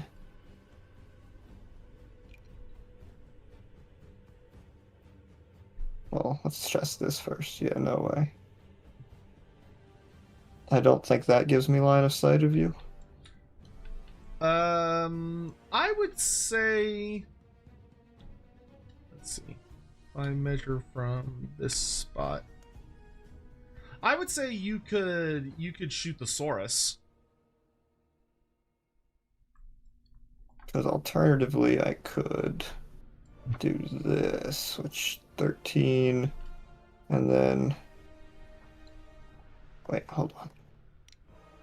So 13 inches to overlap bases. I have 18, so that leaves me with 5 inches left to back up. So yeah, 5 inches to back up. I'm just going to go with this one. So I can proc the ability. Yep, and you got out of combat range, so that works. I can't shoot him, but he'll just shoot him. So he's within Picket Claw's range. Oh, I should have re-rolled the other one. Oh well. So it's going to add 1 to the amount of mortal damage, if any, is inflicted for the ability. And I only crossed over 1 unit, so I just roll a d3, and if it gets a 2 or more, Hello, it does everyone. damage. On How 1, are you it does all tonight? nothing. Also praise Nuffle, Battle Nurgling, Ooh, big hit. 3, so it does 4 damage. All right, 4 mortals on the burning head. It has a 6-up ward. It saves 1. I don't know why it rolled 5 dice. Oh, I guess I should re-roll that. Okay, yeah, saved 1. Okay, so it takes 3 wounds.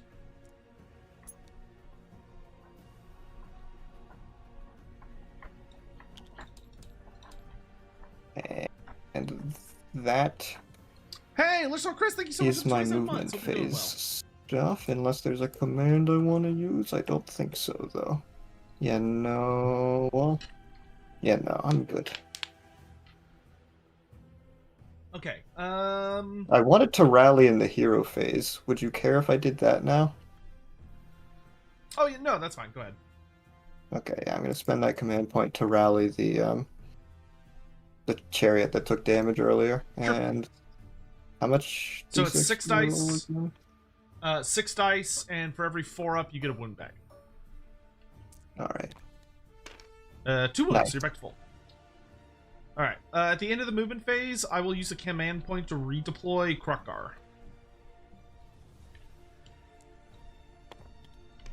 5. So I'm going to move him 5 inches this way. Okay, we're still wholly within 12 of these guys. Okay, good.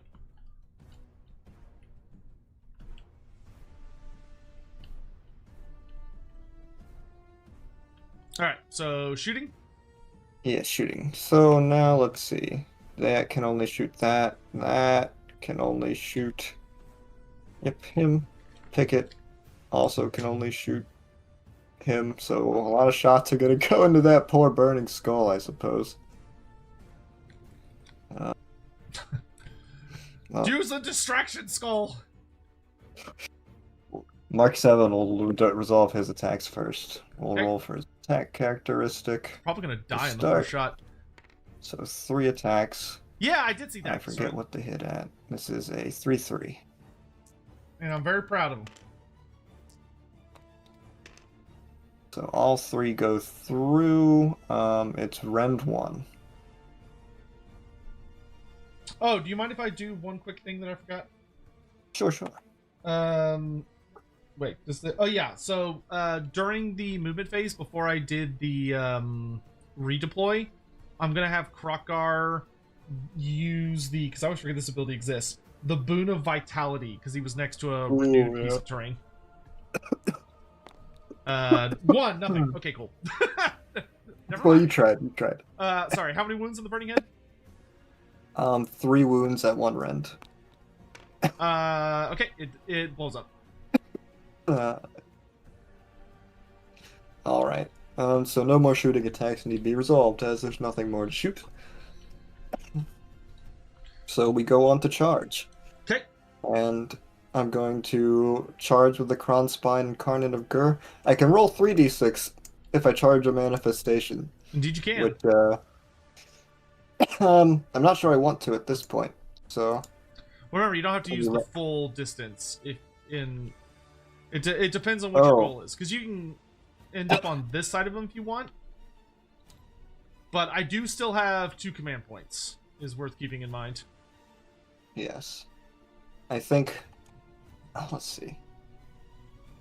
It would just die and get extended. Yeah. I mean 12. 12. Alright, so you can go anywhere within 12 inches so long as he ends within a half inch of the Emerald Life Swarm. Yeah, let's see. I was thinking about wanting to get it into combat. So if I charge this, I can enter your combat range and get him Yes. into combat with the hero? Correct. You would be in combat with Krukgar and the Emerald Life Swarm. And Oh, I also wanted the to Source avoid Warriors, combat with and those also if Iztek. possible. So, yeah, you could have him So- swing everything at Iztek if you want. Actually, that's a pretty good idea. Yeah, I'd say so. That's what I'm gonna do. It's Well, a bit I mean, of a Hail that's my Mary, charge. but if it pays off, it's going to be like that will cripple the rest of my game. Yeah, and I have no more charges that I want to do, so we're just gonna go to attack. Okay. and I will all out attack him. And because he's not in range to do it for free, I will have to spend my point. Manifestations Hey, oh. cannot receive friendly commands because they're not actual units. Darn. Oh well. That being said, you did successfully force me not to countercharge because I need to save the command point to try and keep him alive. So I'm going to spend a command point to give Iztek all-out defense. Alright. So I am going to be rolling 6 attacks at 4-2. Okay, because if he dies, I am in trouble. Uh-oh. Oh, that's really good. Ooh, yeah, that's pretty So good. that is 4 hits at 2 rend. Alright, 4 hits at 2 rend. I think it's the first time anyone has successfully attacked Iztek, so I actually have to look up his profile. Let's see. Iztek is going to be down here. There he is, starts here. So he normally has a 4-up save. That you kick him to a 5-up save because of the all-out defense. So it's 4 dice. I'm looking for 5s. Oh no! Oh He fails no, indeed. everything.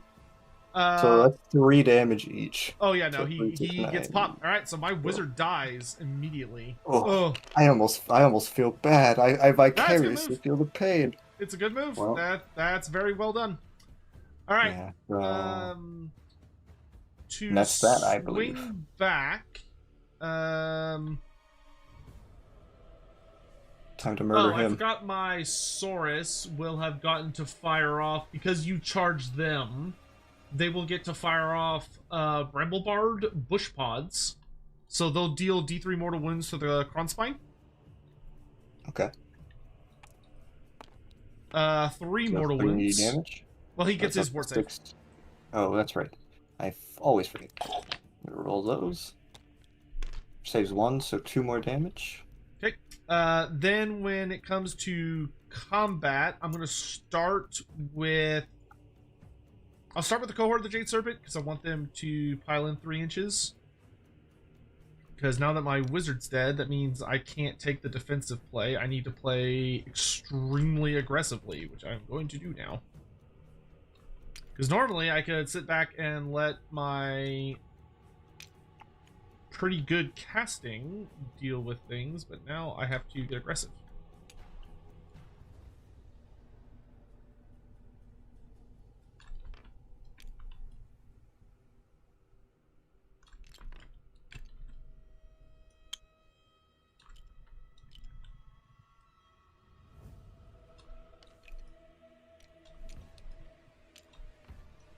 So, they normally hit on 3s and 3s, but since the Kronspine is within 9 inches of the Realm Shaper engine, they get +1 to hit. So they're hitting on 2s, wounding on 3s. This should be the revenge.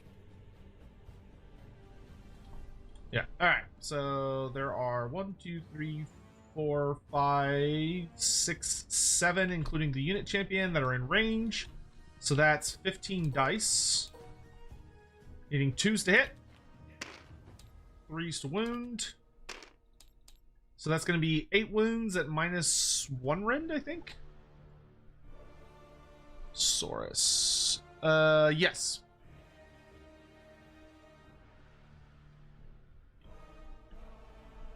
Yes, yeah, that also means the Emerald Life No Form. saves. That's correct. You get your reward save. Oh, that's right. And it's how many? 8 dice. 8 dice. 5, 3.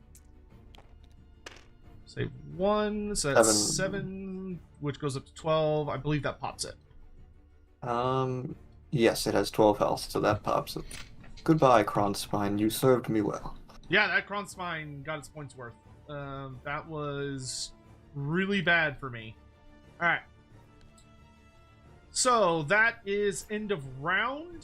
Do you have any end of turn, end of round stuff you need to do? Yes, just a D3 heal again to try and get my guy back to full.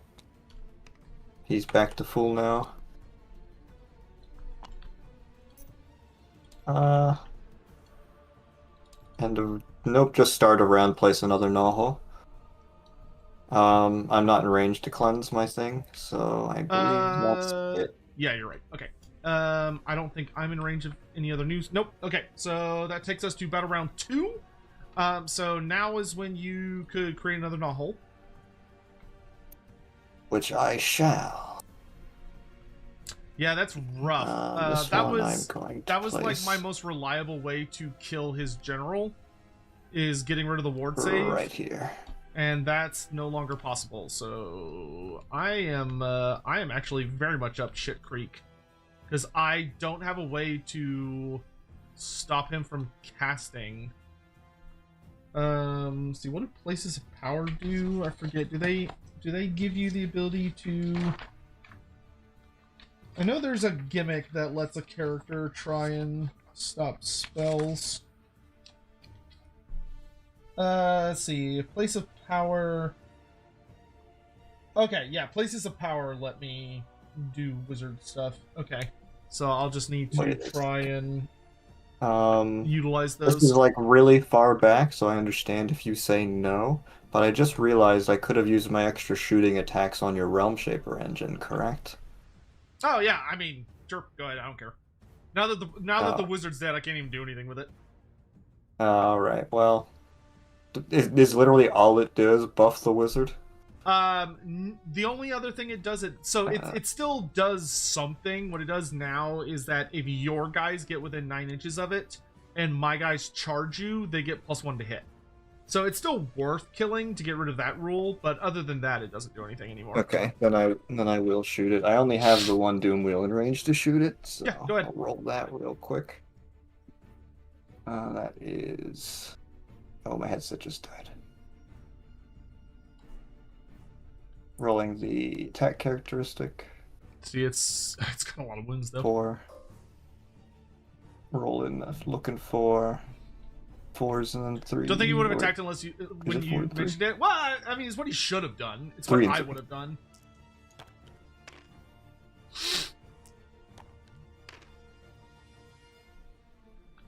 So that's 3 hits. Okay, what's the rend? D3, the rend is 1. Okay, so it's got a 5-up save. I saved 2, so 1 goes through.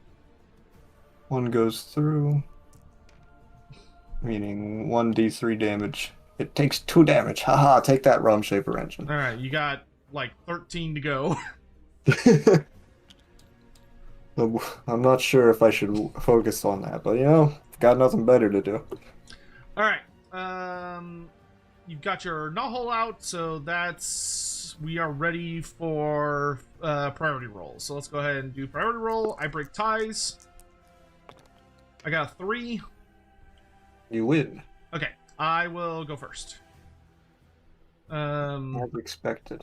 I'm going to stand up to use the bathroom real quick. Yeah, that's fine.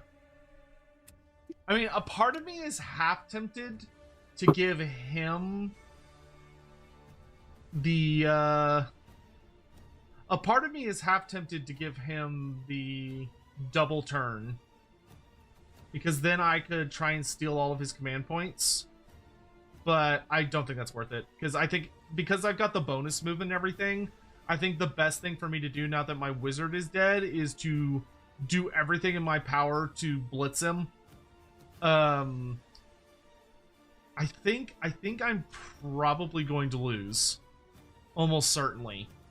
I'm gonna try not to, but I think my wizard dying on battle round 1, I think that's game for me. Unless I roll like a god, because I don't have a good way to kill his general. Because as long as that unit's nearby, which they resurrect like a fucking obscene swarm. Like, holy moly. Yeah, I do need to go first.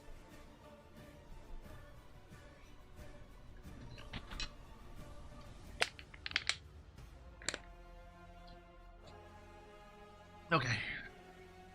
Fresh water.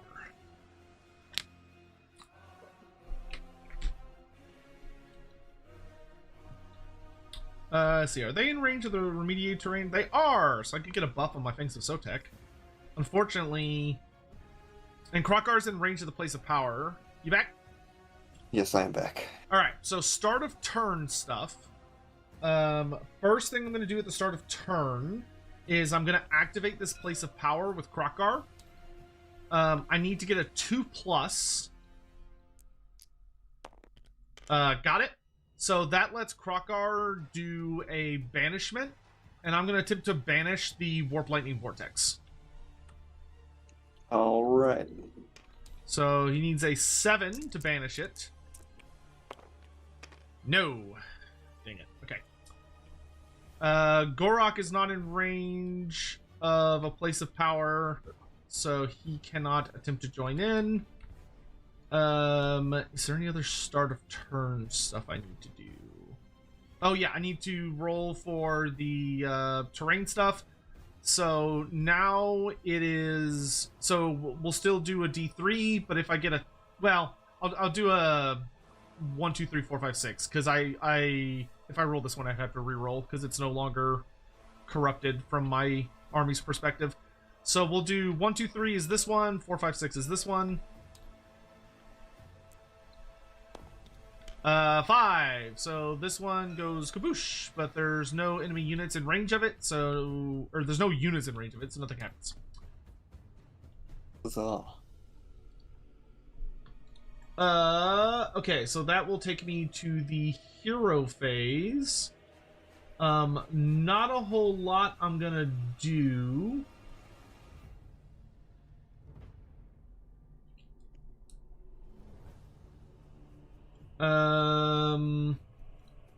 Because I don't think I have any abilities. So I think that just takes me... I've got some hero phase things, of course. Yeah. Yeah, no. I don't think I have anything for the hero phase. That's, I'm going to use the Warp Lightning Bolts. And any enemy unit within 6 inches, I can roll a dice on a 4+ inflict D3. So 6 inches would I'm gonna that. lose the game literally just to this thing. Not that. Looks like it might just be the mauls. Like I have to go around it's them just the for mauls. them not to like. So roll a D6 to see if they take damage. They don't. Okay. All right. They're okay. But see, I'm not done yet. Fear not. I'm also going to magical intervention and try to summon Kronspine back from the dead. You can't just kill him. I'll do it again. Let's see. So I need to hit an 8. He's That's a rolling 10. really good on his magic too. Well, an 11 because +1.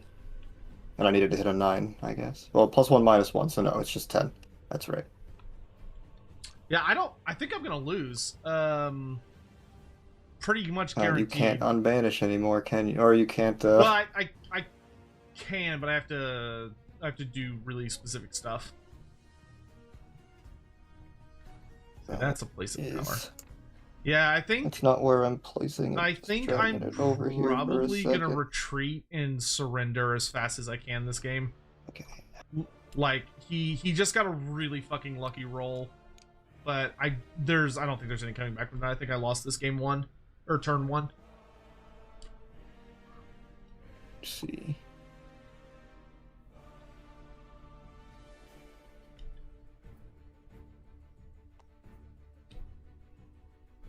But there's nothing that is wholly within 15. Can even go a little bit further. Yeah, I don't think it's possible for me to win it. Because with his magic, he's got so much shit in the way that I can't. Back to you. I can't even get to him now. All right. Oh wait, 9 inches from enemy units. Sorry. Oh yeah, he does have to be more than 9. So a little bit further back. There you go. What about this guy? Yeah, okay. There we go. Like, I literally have to waste time killing his endless spells, which is going to give him time to just shoot me. But I don't see another way around it. I think that's the only way I can even play this match. is I have to just... Oh wait, not there we go. Sorry, I'm so forgetful. Always 3 claw steps ahead. What's the... Is anything actually in danger to this charge? No, not really.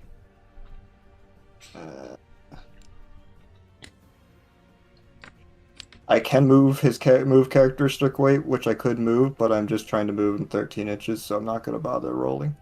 I'm just sliding him up by 2 inches. Okay. He's +6. Alright. Okay, Now you that's ready for all. movement now? Yes, sorry. Go. Okay. So start the movement phase. I'm gonna activate the Boon of Vitality on the Fangs of Sotek. We got a 3. They get +1 to run and charge rolls until the start of my next turn. Neat.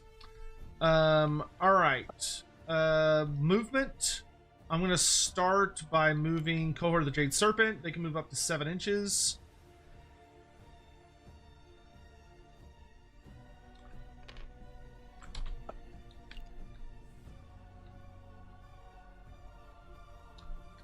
I just have to stay outside of 3 of the Kron Spine.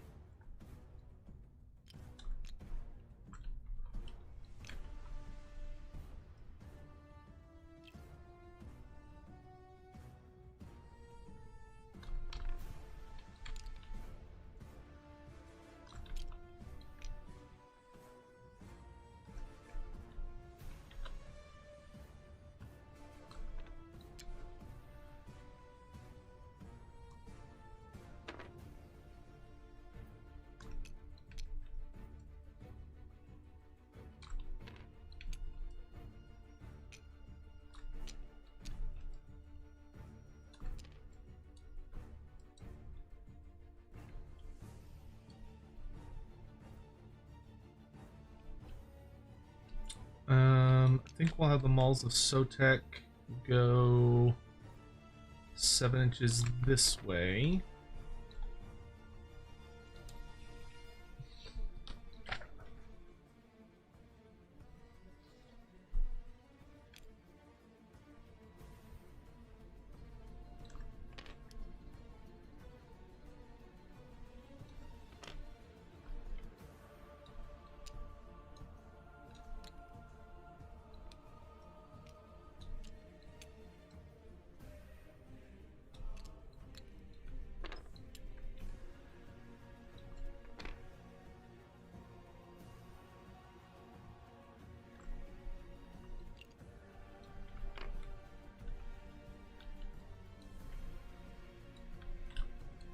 I think we'll have the Fangs of Sotek go ahead and declare a run roll.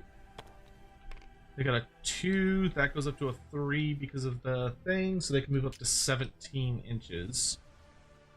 So we're gonna go 11, and then we can move another 6.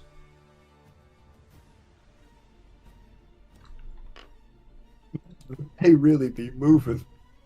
Yeah, they're fast boys.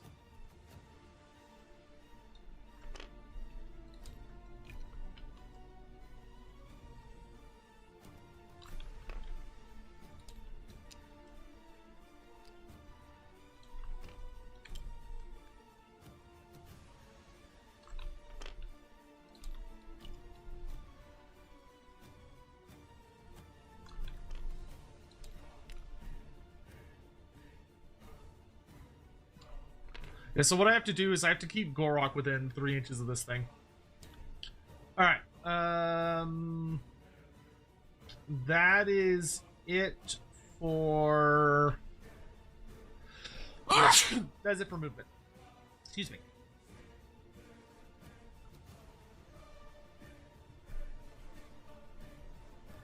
Maybe.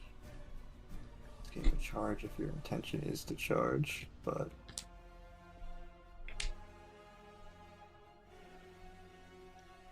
Yeah, I'll spend a command point to redeploy. Okay.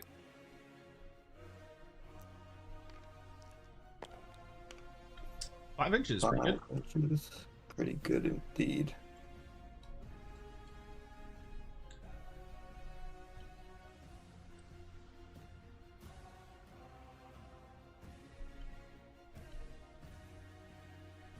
Can you hold a line from him? Because I'm going to try and keep him in range to shoot. Well, actually, it'll be the closest thing that I can shoot, now that I think about it. So it doesn't even matter. You're good. Because covering fire just shoots whatever's closest. Yeah.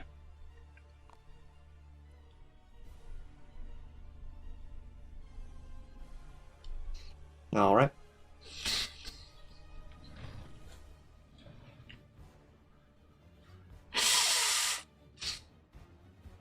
That's that.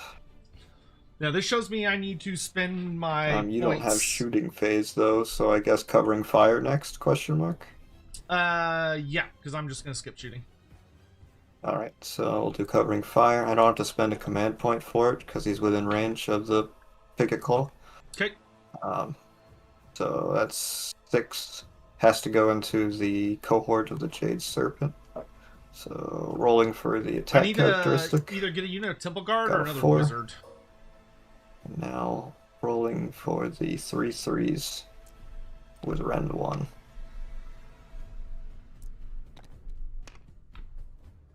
That's 3 total with Rend 1. Okay, so that knocks them to a 5 up, I believe. Oh, let me double check that. Source Warriors. Yeah. So they say 2. What's the damage? 1d3, so 2 damage. Okay, they are not wholly within 12 of Gorok, so I will pop the Standard Bearer. Goodbye, Standard Bearer. Alright, that's all that. Charge phase. Alright, so I know that anyone that starts their charge, which is everyone but the Agrodons, within 6 inches of this thing gets -2. Yes. I'm going to start with the Croxagors.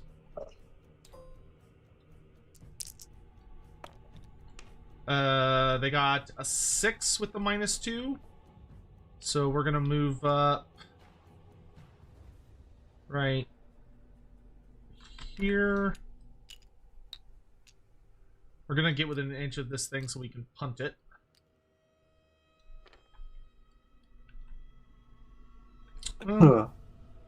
Where is... Could I make that work? Nah, I don't think I want to deal with that. Okay. I'm going to do Krokar next. Are you passing within the round triangle drawn around the bases of the Warp Lightning Vortex? All right, you have like a weird little gimmick. See, Yeah. how close do I have to be to the Rotzi to punt it? Within 1 inch. Okay, so I've got to make it unlockable.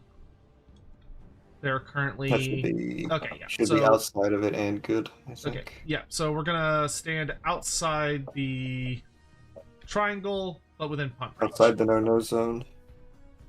I should have placed it a little further forward, dang. Next, I'm gonna charge Krokar. With the -2, that is a 5. So he's just gonna move up like so. I'll do the cohort of the Jade Serpent next. That is a 3. Yeah, that's fine.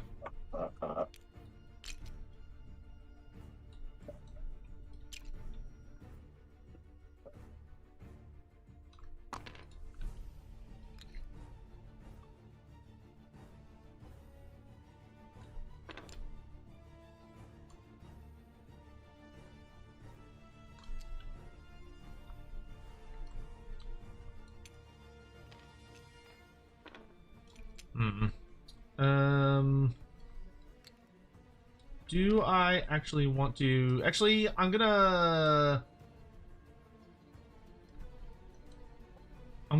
command point reroll that.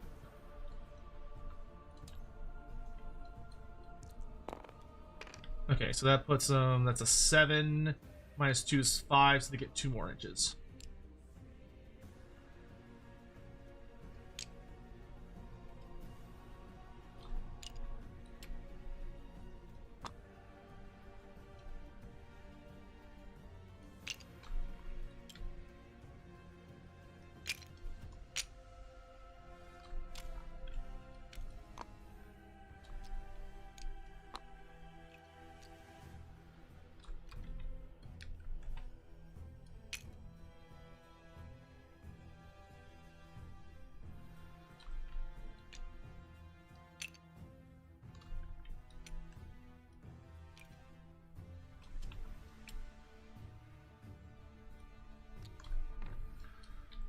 And then we're going to try and go for a long bomb charge with the Agrodons. Doubt we'll get it, but we'll try.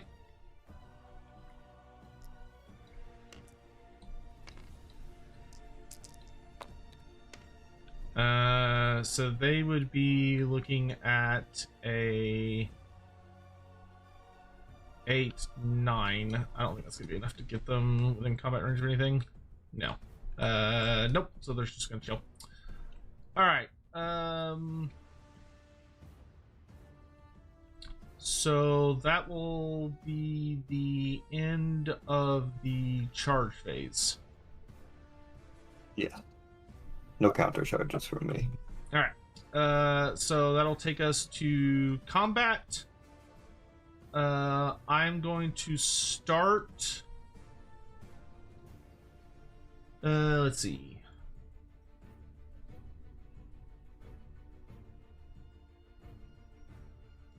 What do I want to start with?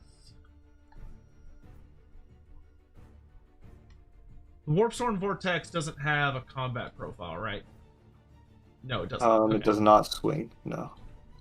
Okay, well that makes it easy then. I'm gonna have Krokgar go first into the Kronspine. All right. And I will have him all-out attack. Okay. Because I would like to pop that thing before it has a chance to hurt anybody. Wise choice, I'd say. Can skinks take Path of the Artillery? I don't think so. I think you have to be a war machine to take artillery.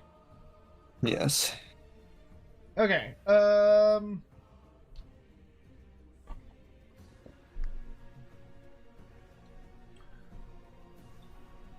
Alright, Krokgar.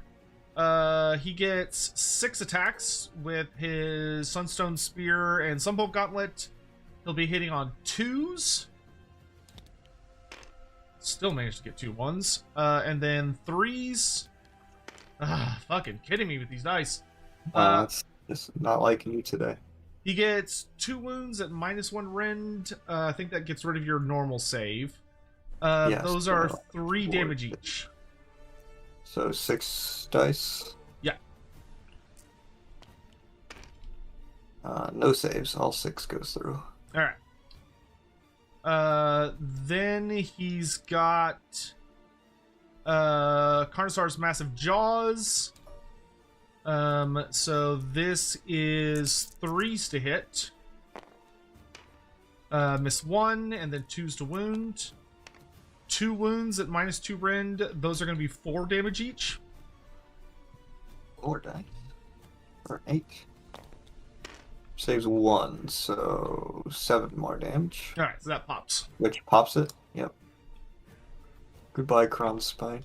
You bought me time. All right, and then that just leaves the Croxagors to swing at the Warpstone Vortex. So they have... they have 2 profiles, because one of them has a Moonstone Hammer. So starting with the Mauls, they get 8 attacks, needing 4s to hit. 1 hit. And then 1 wound at -1 rend. And it is 2 damage. Oh, it's, So you get a 6-up ward save. 2 dice. 1 damage. Okay, and then the hammer hits on 3s. And then wounds on 2s. 2 wounds. Those will be 3 damage each. So you get 6 ward saves.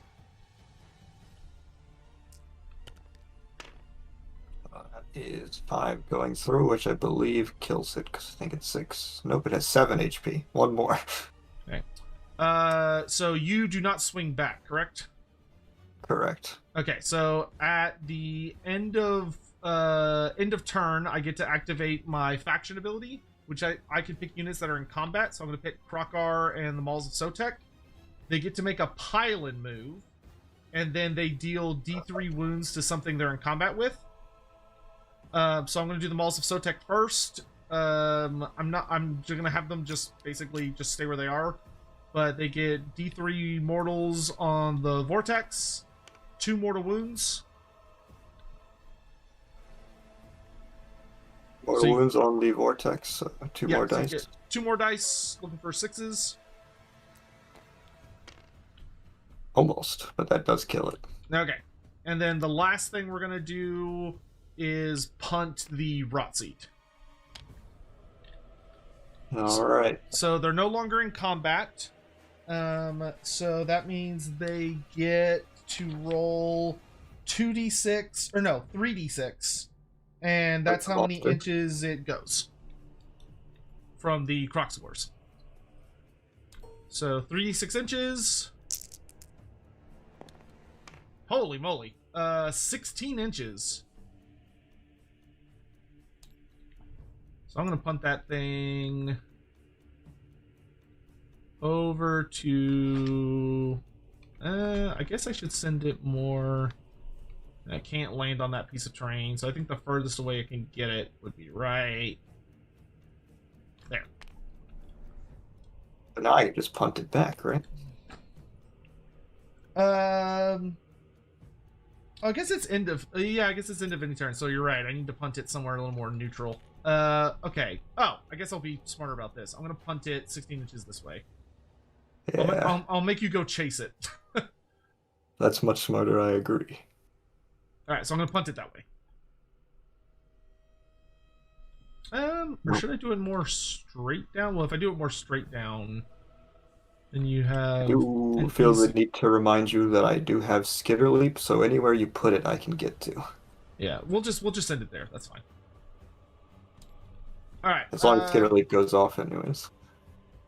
From there, only other thing I need to do is I'm going to have Krokar try and purify that piece of terrain.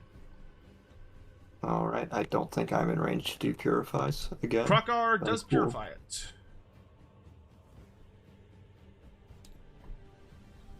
Which gives him another 2 renown points.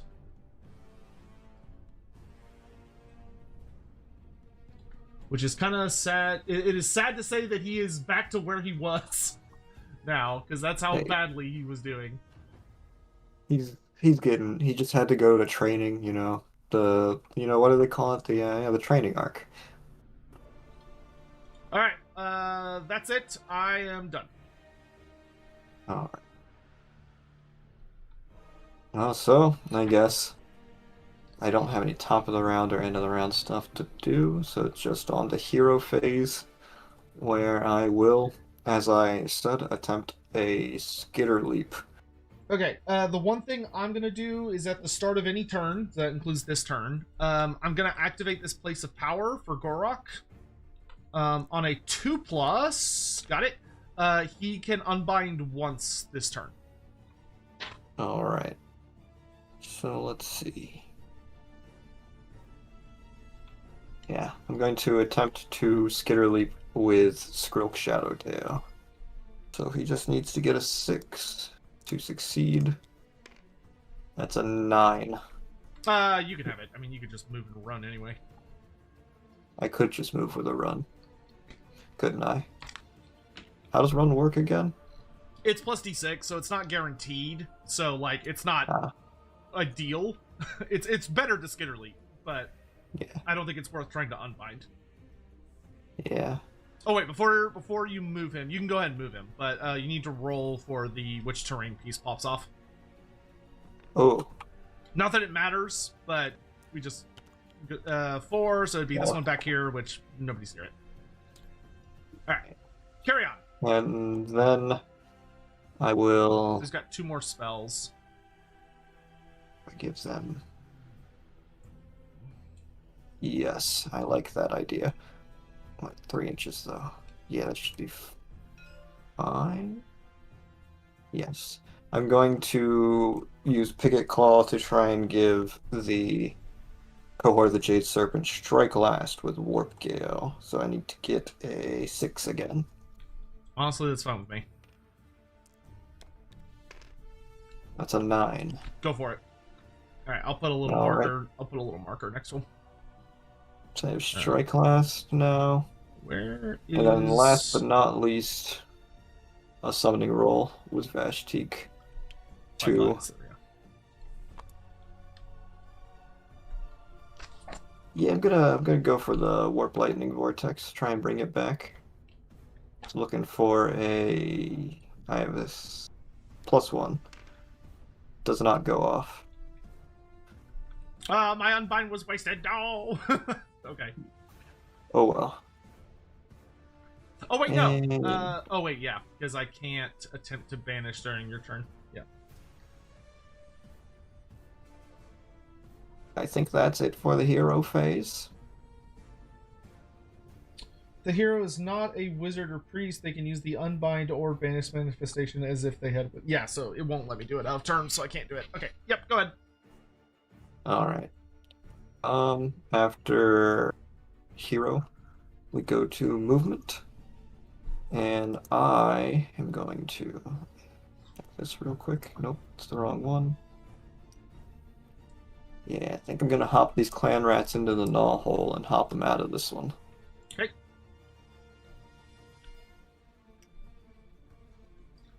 Just gotta be 9 inches away from your guys, so. And within 6 inches, so it's gonna have to be like. Yeah, but it's gonna have to be back here.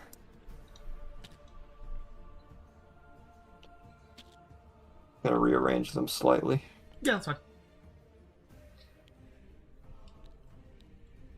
At least I got 4 glory Oh, wait, let me points do this for this way. Krokar. That's the most he's earned in a single game. That's great for him.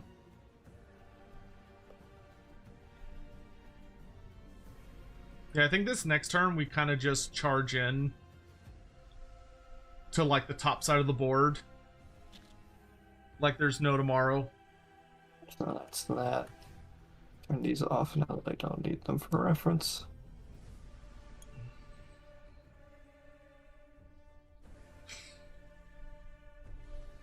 Movement. I feel like there's something I'm forgetting. Oh well. Your Hopefully I'll onions think of did it. not Gonna roll the caramelize movement adequately? characteristic Oh, for sorry to Mark hear that. 13. With Snake Eyes, that's only 2 plus 9. So 11. 11. Not great. Probably won't be able to use this thing at all. Because is that 9 even over you yet? You need 8.7 to touch him. So that gives me, I have 11. I don't think that's 3. It would be 3.3 to try and get away from where they are. I should be able Yeah, to. you should be able to barely get out of range. If I'm mathing correctly in my head. Wait, did you get 11 or 12? I got 11. 8. Oh no, that would not be enough to get out of Okay. 3. Then I'm going to Yeah, no. use the thing before I forget it exists that I can re-roll that because he's within range of Picket Claw, silly Oh. me. Yeah, there you go. That makes it a lot easier. I did forget about that until Okay, now just you can then, definitely sorry. do it. Yeah, now he can definitely do it because that's 9 plus 7. That's 15. I'll probably have to send I don't think he can get Krokar- greedy and try and tag another unit though. No, Yeah. no, he doesn't have enough for that, I don't think. 7 plus 9 It's is... 9 to touch you, and then that gives me 7 to get away. So yeah, 9 here to touch you, and then backing back up to where he was for 7. Actually, he wants to charge you actually if you survive, so he's gonna just stay within. Now the move characteristic for the other one.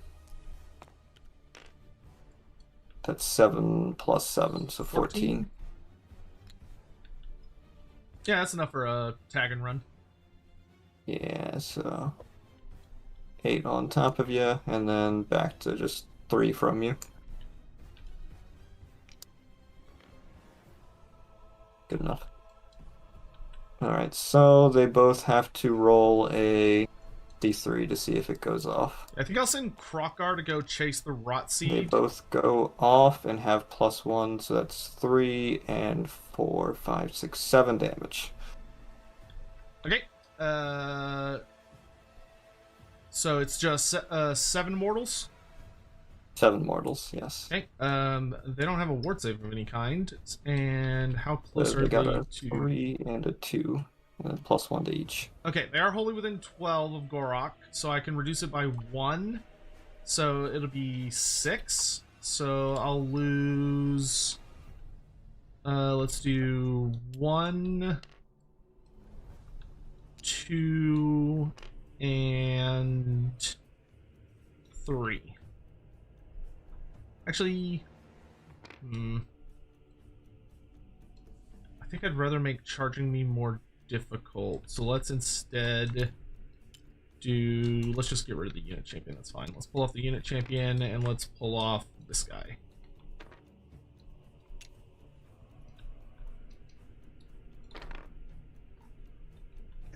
And that is the movement of those two.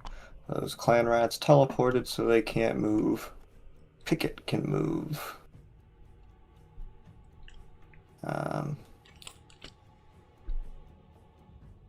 He's moved 3 so far. So he has other 3. Good. That's Picket and Vashtik and his buddies.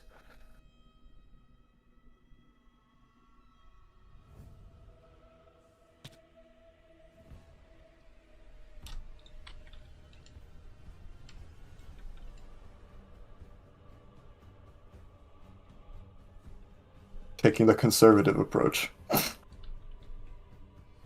Makes sense. And moved. Well, Skitter leaped. Didn't actually move, but don't think he wants to move. So that's the end of the movement phase. Oh wait, this thing can move. Sorry. Bell of Doom has a move. 3d6.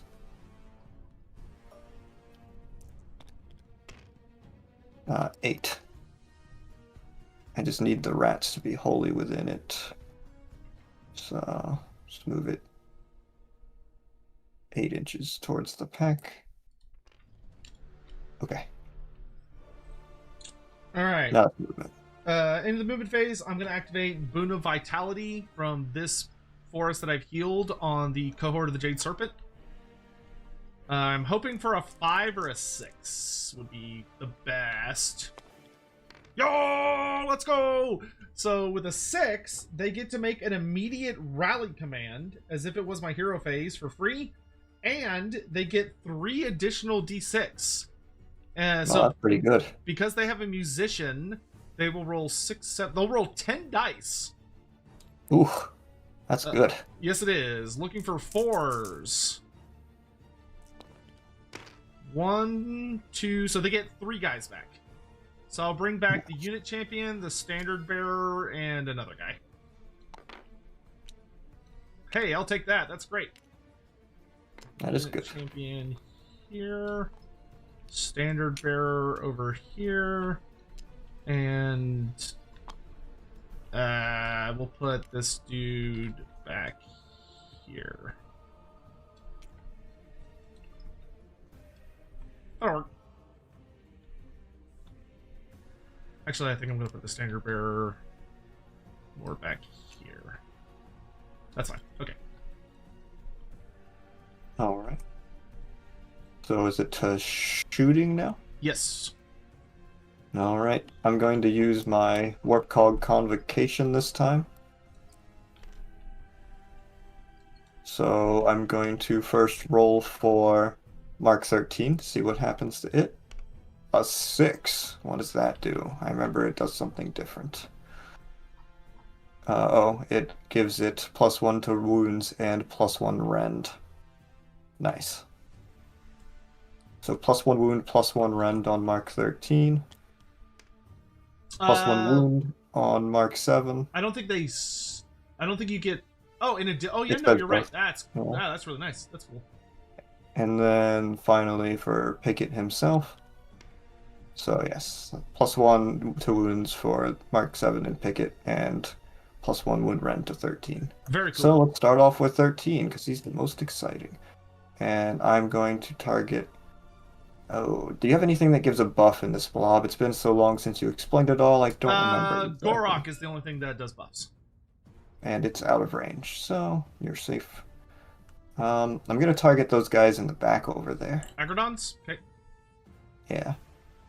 Okay. So Everyone's wholly within 12 of Gorok. Okay. I'm going to use a roll its attack characteristic first.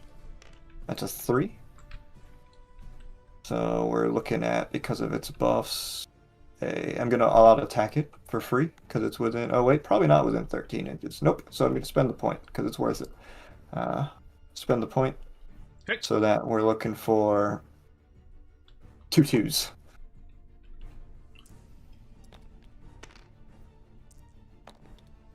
Oh my god! Wow, well, sometimes it goes that way, so that's that. That's extremely unlikely, but that's crazy, okay. Okay, now we're going to roll Mark 7's attack characteristic. 4. So it is going to be the... 3s and 2s? 3 2s, yes. Who's he shooting at? Same target? Oh, yeah, same target, sorry. Okay. Yeah, same target. 3s and 2s. Okay, so that's 2 hits coming through. Okay, what's the... At rend 1. Okay, so that knocks me to a 5 up. I save 1. So a d3 damage. 1 damage. Alright, Gorok has them ignore that first point of damage. Yes. Unfortunate. He's going to... How much health does your big guy on the dinosaur have? He has 14, but he heals D3 every hero phase and 1 at the end of every turn. Okay, then I'm going to shoot the little guys in front of him. Okay. With Pickett. So we're looking at 3 dice for 1s. So they can't go that low, so 4 2s.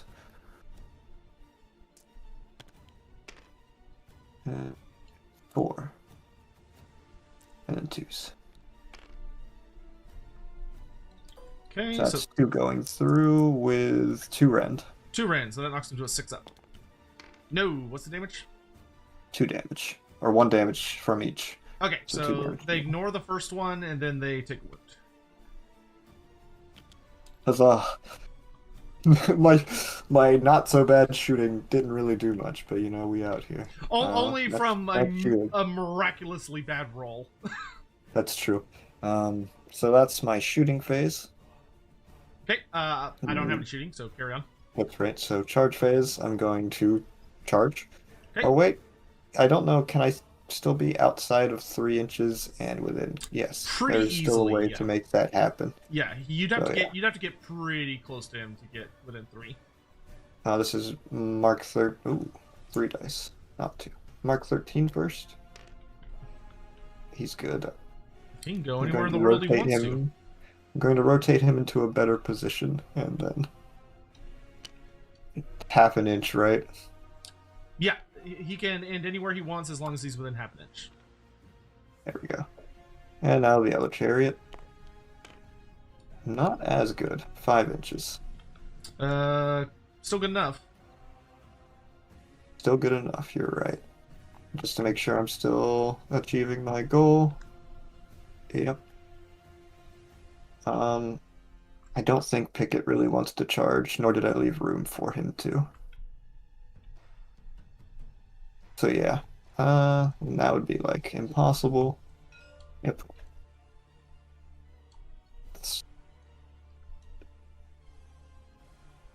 No, I wouldn't want to do that anyway. So yeah, that's charge. They're going to attack now, unless you want to countercharge. Yes, I will countercharge with the Agrodons. I saw this coming. The Fangs of Sotek. I tried to soften them up first.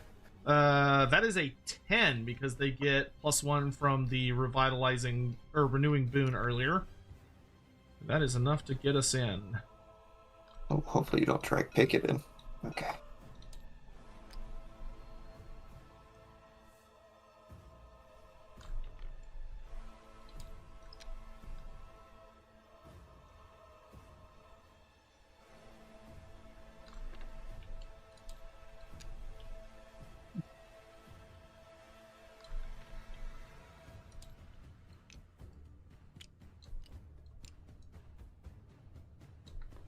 Go get them, boys! Alright.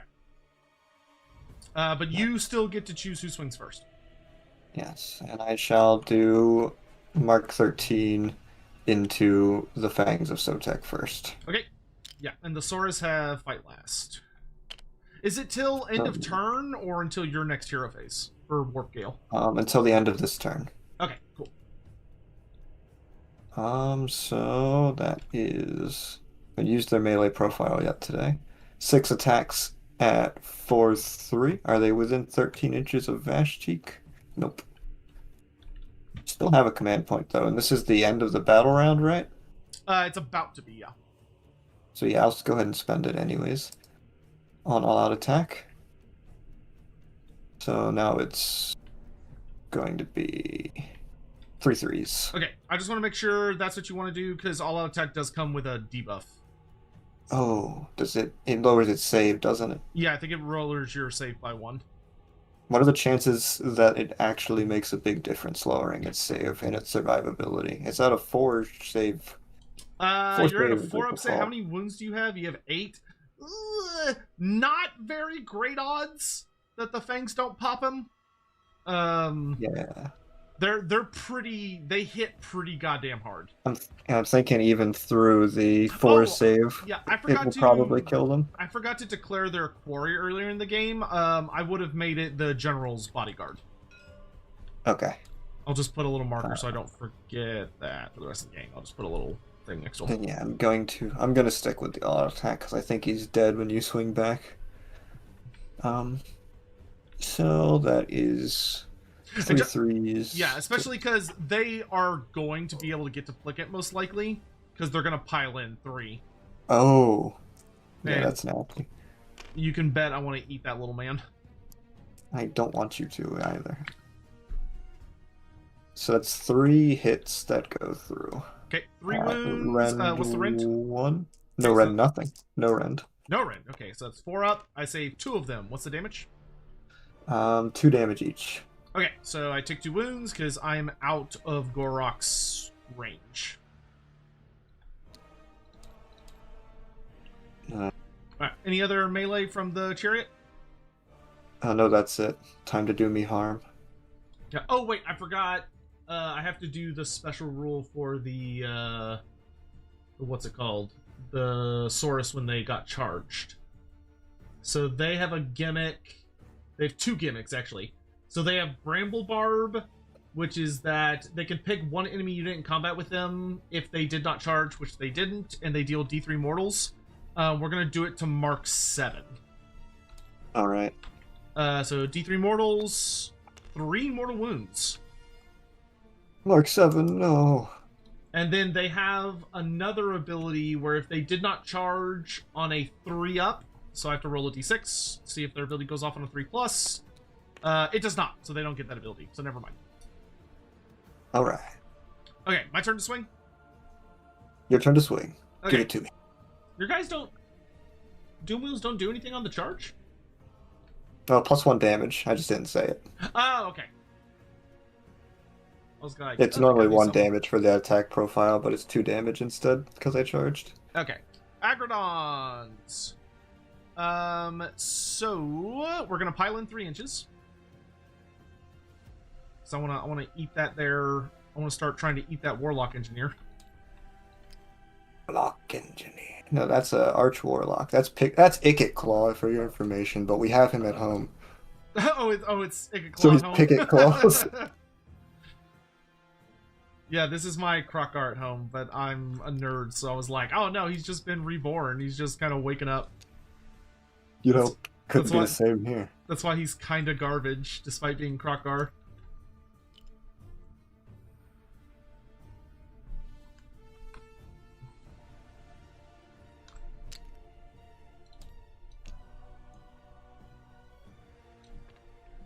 Well, on the bright side, if you don't kill him, he'll swing back. Very true. I think he's dead, though. I'm gonna well, he'll probably survive the initial attack. So the standard bearer is gonna attack Picket Claw. The rest of the unit is going to attack the war machine, though the musician is out of range, so he's not gonna attack anybody. Actually, I need to check. Are they still in cohesion if I move them like this? Or do I have to 3, 4, position them 5, differently? 6. I think it's at 7 units that it changes the cohesion rule. Oh, did they change it to 7? I thought it was 10, and then someone told me it was not 10. Yeah, I thought it was 5, but where's my cohesion? Used to know how coherency. Oh, it's 7 or more. You're right. Okay, cool. So I don't have to worry about that with them. Nice. Okay. So I'll do the standard bearer first. He has. Unfortunately, I don't have any buffs to hitting because I'm out of command points. But he has 3 attacks, needing Also, 3. it'll be -1 to wound rolls and to pick it right now, since he's in range of the bell. Ooh, okay. So it'll be 3s to hit, and then in that case, 4s to wound. 1 hit, no wounds. And then the Agrodon has 3 attacks, hitting on 4s, 1 hit, and then 3s, which goes to 4s, 1 wound at -2 rend. I don't know if he can save. We can't. That'll 6. So roll that. No Nope. dice. Okay, and he takes 2 damage. 2 damage. He gets a little chomped on by a dinosaur. All right, and then the rest of them are going into Mark 13. Mark 13 is within 9 inches of the Realm Shaper engine, so they get +1 to hit him. Oh no. Because it's still active. So 1, 2, 3, 4 guys plus the unit champion. So that's going to be 13 attacks from the riders. You don't have the monster keyword, correct? Correct. Okay. So they need 2s to hit. And then 3s to wound. So it's going to be 8 wounds at -1 rend. Oh, 5 save.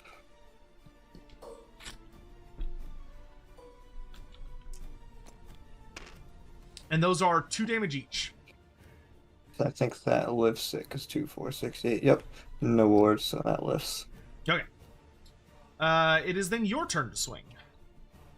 And you keep Yeah. going until you're done, because they have strike last. Yeah, so we'll just resolve the chariot first. 4-3. Yep, 4-3.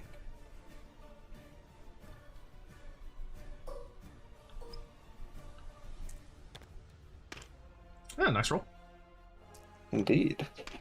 Not quite as nice, but not terrible. Okay, 3. Average in the end still. Do Yeah. you want this on the Saurus or the Agrodons? Oh, sorry. The cavalry guys. I say 2 of them. And that's another 2 damage? It is a 2 damage per hit, so Okay, so 1 got through, so there's 1 of them has 1 wound left. alright. Pick it. You gotta finish him off. So Stormcage Halberd first, 3 attacks at 3-4.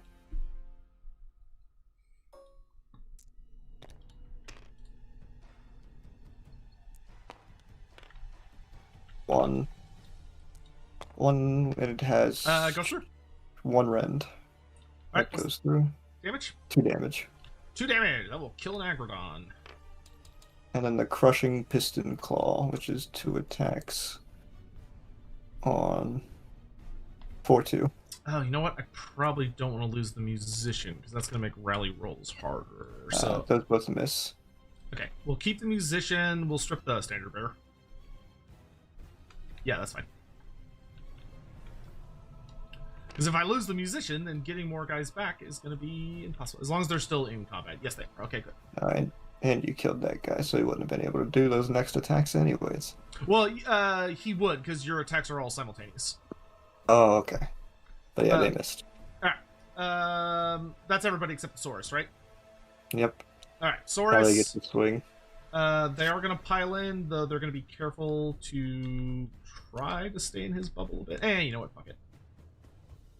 if you decide to go for the crazy double turn, I'll just get to hopefully steal all your command points, which would be fine with me. I actually feel like they finally came up with a rule that makes double turning, like, I cannot. There have been very few scenarios where I have ever wanted to double turn with how punishing it is now. Yes, I agree. Though I did do it, and it was very effective. Oh, I that's only good. lost 1 command point too, so I got a little lucky. Yeah, so that's good. I had a game where someone did it against me, and I think I stole 4 or something like that. Well, Stole 3 that or would be 4. all of them. Which it's like, wow, what do I my hands or I can't hold all these command points. Crazy. All right, so we'll pile in like that. So all attacks going into the thing. Everyone is in range. Ah, shucks. I forgot about his stupid thing again. What's It's too late now, though. Pickett has a Warpstone charm, which I forgot to try to use, but it's much too late. Oh, wait, no, not Pickett. Vash has that. Never mind. 5, 6, 7, 8, 9. Okay, so I've got 9 guys. Yes. So including the unit champion. So that's gonna be 19 attacks. Oh, no. It is within 9 inches of the Realm Shaper engine. So we are looking at 2s to hit. And then 3s to... Wait, are you within range of your bell? Yes. Okay, so it's going to be... Wait, no, it doesn't count for him because he's not infantry. Only infantry. Okay. Alright. So it is going to be 13 wounds, -1 rent. 18 wounds, -1 rend, so it can save on a 5. 10, 13. Still.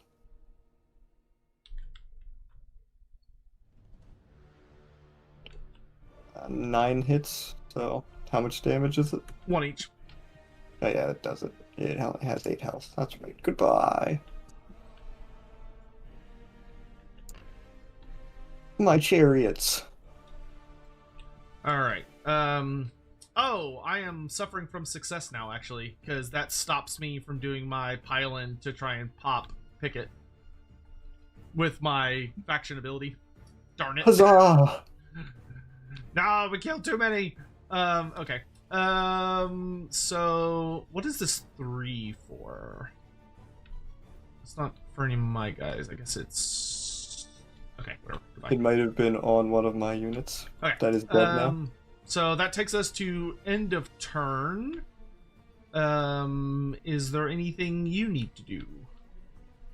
Just heal Picket Claw with his foul hide. 3 or 4 plus. Hey, there we go. Okay. I don't believe I can do anything else. So... Oh, kick the thing, of course. I do want to kick the thing. So you get to roll 3d6, and you can change the lowest to the highest because it's a monster. Yeah. Let's see.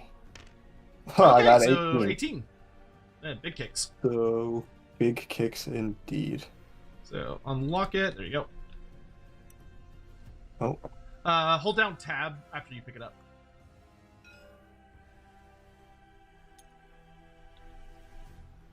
So 18, eh? Yeah, 18 inches. It just can't land on the place of power.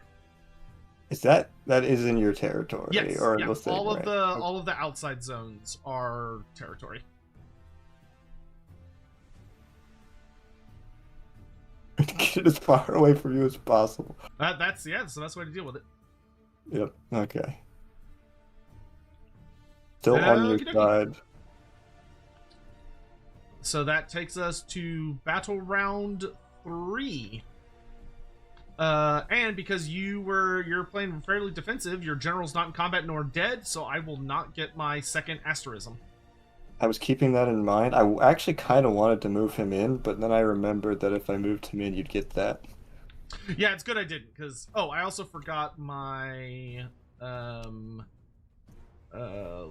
we'll use this one. Looks fun. Yep. My Like, what are battle these? round, place my null hole. The Fangs of Sotek have a fight point now.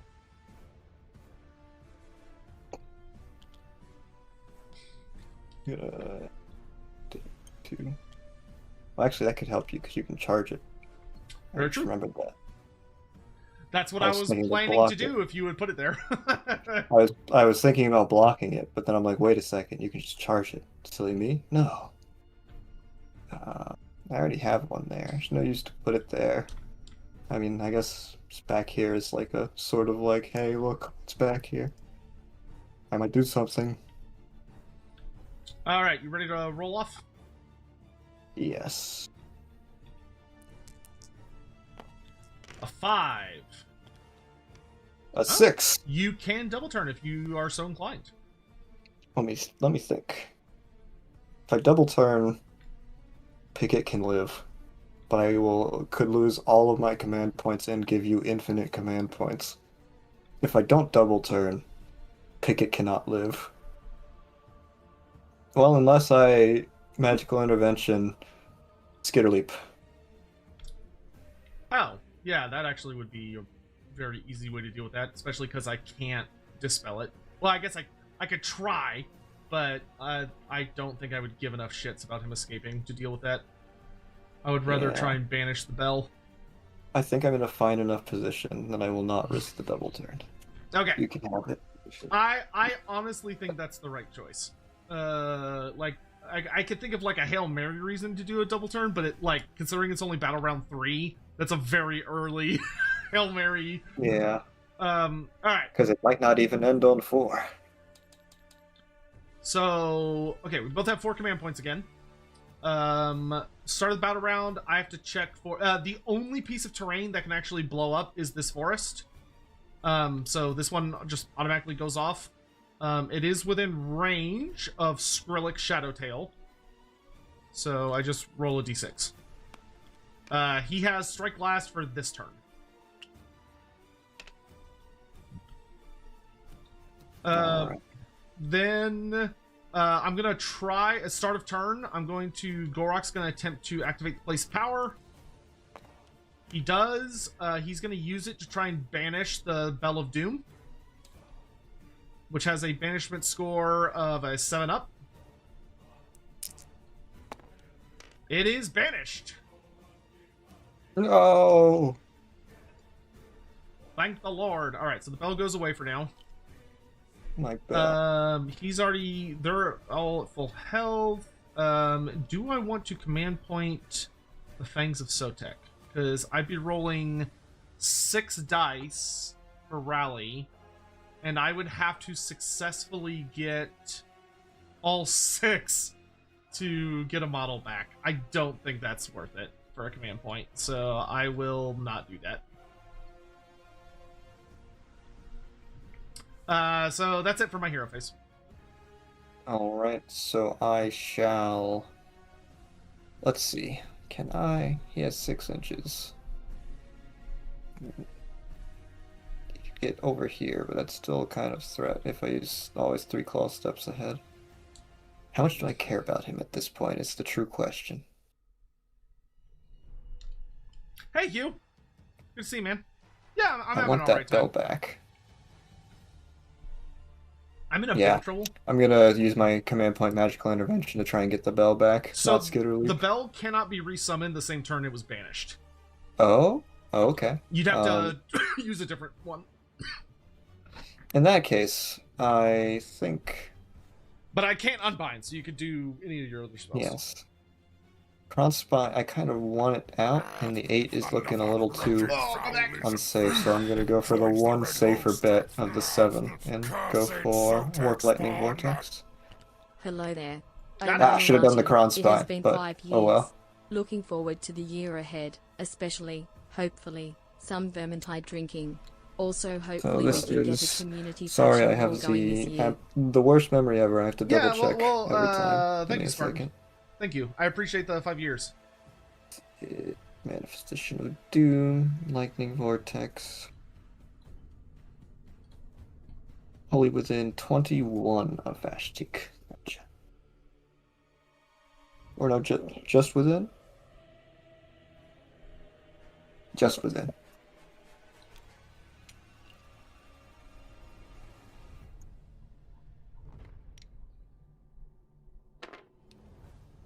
Why does it keep going up like that?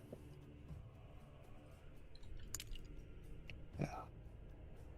Oh, within 21. Let's see. I could just, yeah.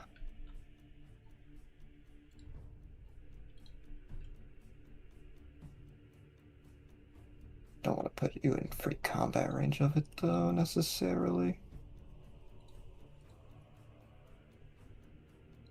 Actually, well, no. I can't change who I'm summoning it with now. That's not how that works. Would have been smarter to summon it with the other guy.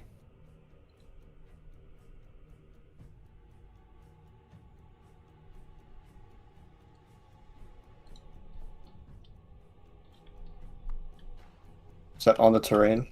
I can't tell. It is, but it's not an inch off the ground, so that's fine. Okay.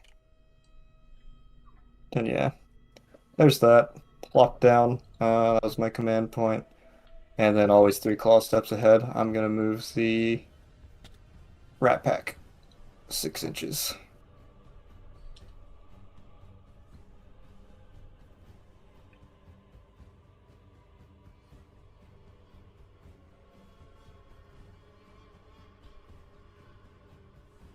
Do I really want to do that?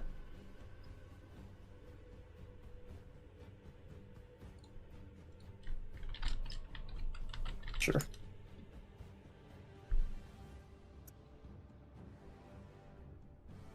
That's it. Okay.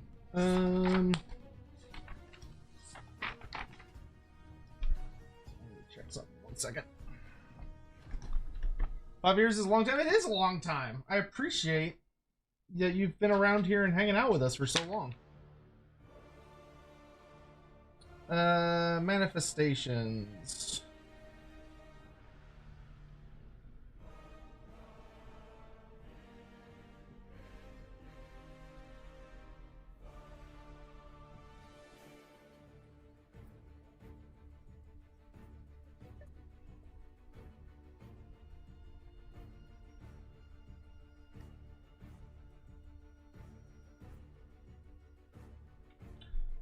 So the one thing I need to check is if that manifestation can be set up within combat range of an enemy, or if it has to be outside of combat range.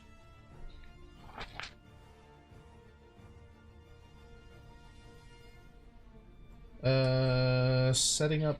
I need to setting up units. Here we go.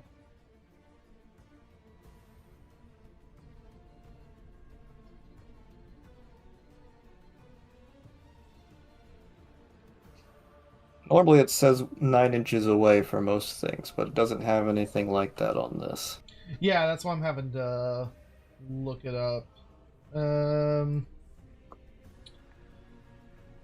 Deployment units, there's a war scroll size. This is specify portrait models and replacement.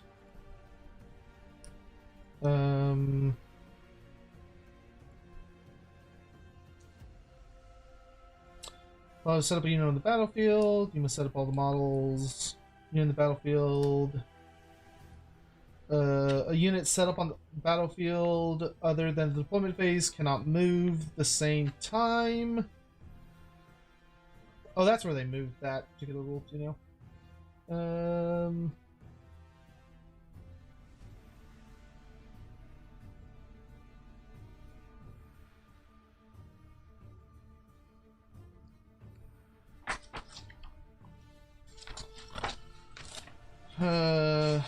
Manifestations. Oh, that's where it is. Those cannot move, correct? They cannot move, correct. Okay, there it is. For the purposes of movement, combat range, being they are only treated as units in the charge phase and the combat phase. Ah, that's how it works. Okay. So basically my guys can move through them and ignore them, They only count if I want to charge them and if I want to attack them, but otherwise they don't count as units. So that's what allows. Okay, that makes sense. That's because I was like, man, that if that can just sticky me in combat, then I am. Now you're still able to slow me down and damage me as I'm moving through it. Yes, that's it does make it harder for you to move still, which was the main goal. Yeah. If you try to move up there, you take the damages. All right, movement phase. At the start of the movement phase, I'm going to activate. Should have placed it like here. That would have been better. Oh well. I'm gonna activate Boon of Vitality on. Who do I want to put this on? I'm gonna put it on the Fangs of Sotek. So Boons of Vitality. Oh. I got a 2. Did we do an end of round thing while my guy was next to this territory? Oh no! Go ahead and roll. You should have rolled for that. Yeah.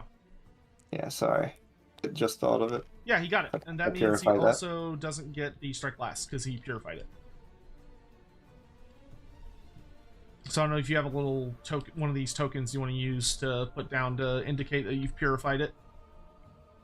Oh yeah, I'll grab the Desolation token because I'm Skaven. There you go. And don't forget that he gets 2 renown points for doing that. Yes, I'm gonna make a little note. Okay. So let's go. Okay, so we're in movement now. I rolled a 2 on the renewal, so the Fangs of Sotek don't get anything. So what do I want to do here? See, that's reasonably far away for most people, but for Krokar, that's actually not too horrible. So let's do regular movement. I'm going to move the Mauls of Sotek. We have the Sotek ability, so they can move up to 7 inches, so they're going to move 7 inches this way. Gorok and friends are going to have to move across your little annoying zone thing. Yeah, the zone of no goody take damage. Yeah, so go ahead and roll whatever the damage is. D3. So, 2 damage. Okay, so they ignore the first point of damage, and then they take the second point of damage. Alright. Krokgar. I need to check the wording on that endless spell.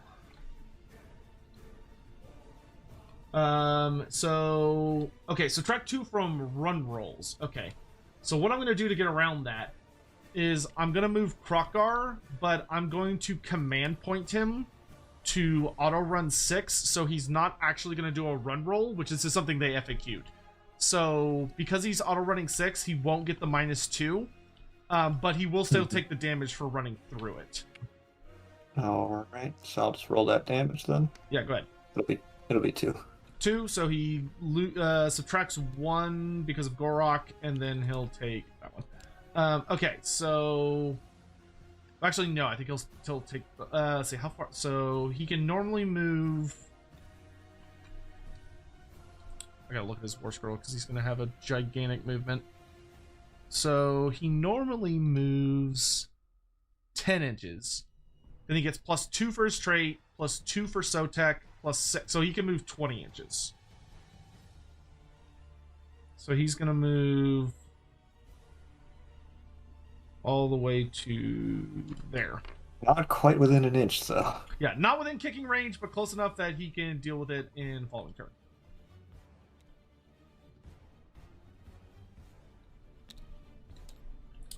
Alright, then I'm going to move the cohort of the Jade Serpent, potentially up to 7 inches forward, though we have to stay out of combat range.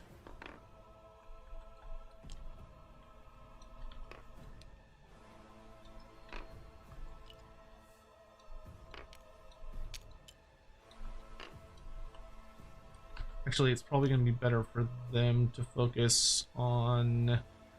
Yeah, we're going to move them... You know what, let's move the Agramons first, actually. Where is 3 inches from him? It's... Nope, I do need to move them first. Okay.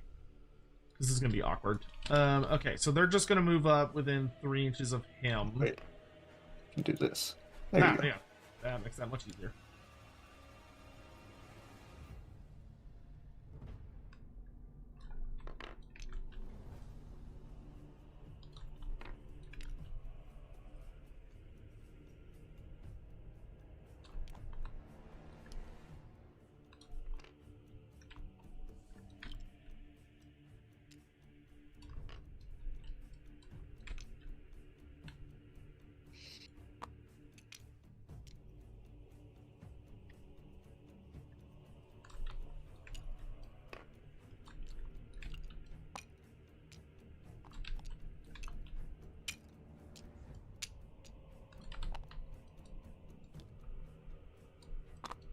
All right, my Agrodons are going to do a run roll.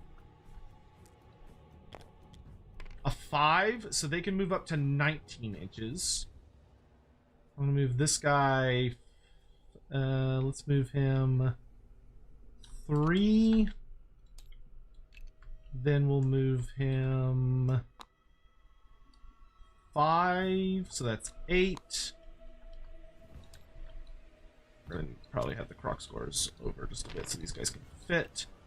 And then let's see, 8, so they have another 11. So he's gonna go out to there. And then This one running boy. this guy will move 8. And then he'll have another 11.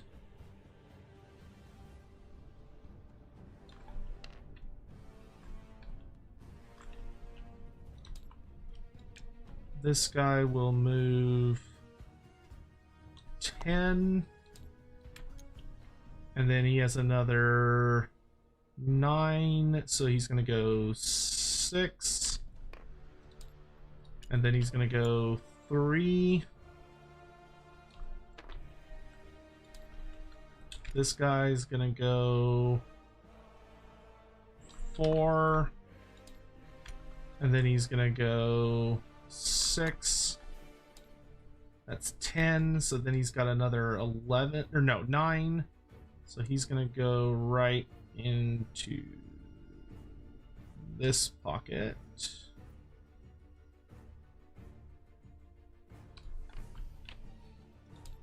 And then the last guy is gonna move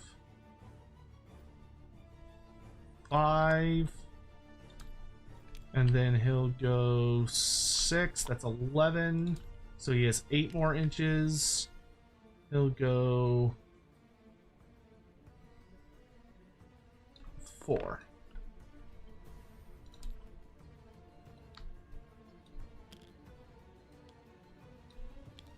Okay. That's everybody. Do I want to... Should I run Gorok? I don't know if he's gonna realistically. That's a really far charge even for him. Yeah, let's have Gorok run. 4. I don't think he's gonna be able to do anything. I don't think he's gonna be able to actually help out.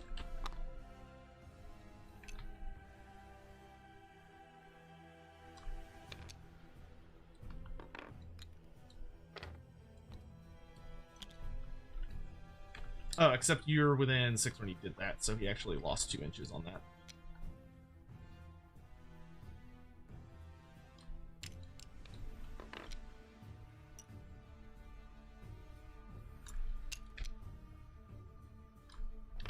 Alright. That is the end of my movement phase.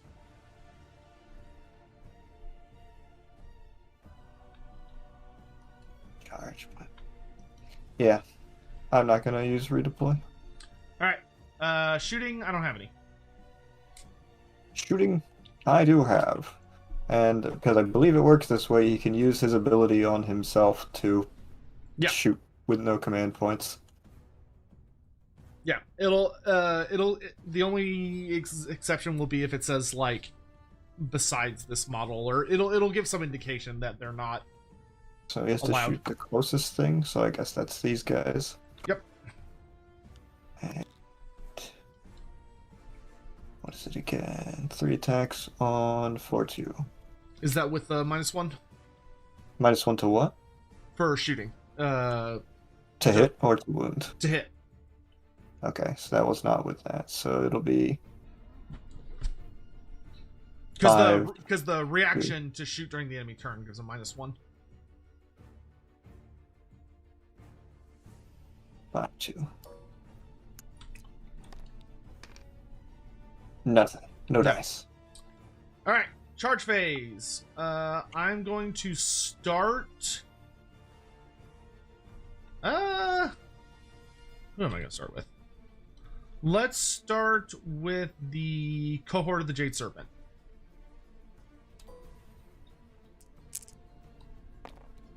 They got a 7.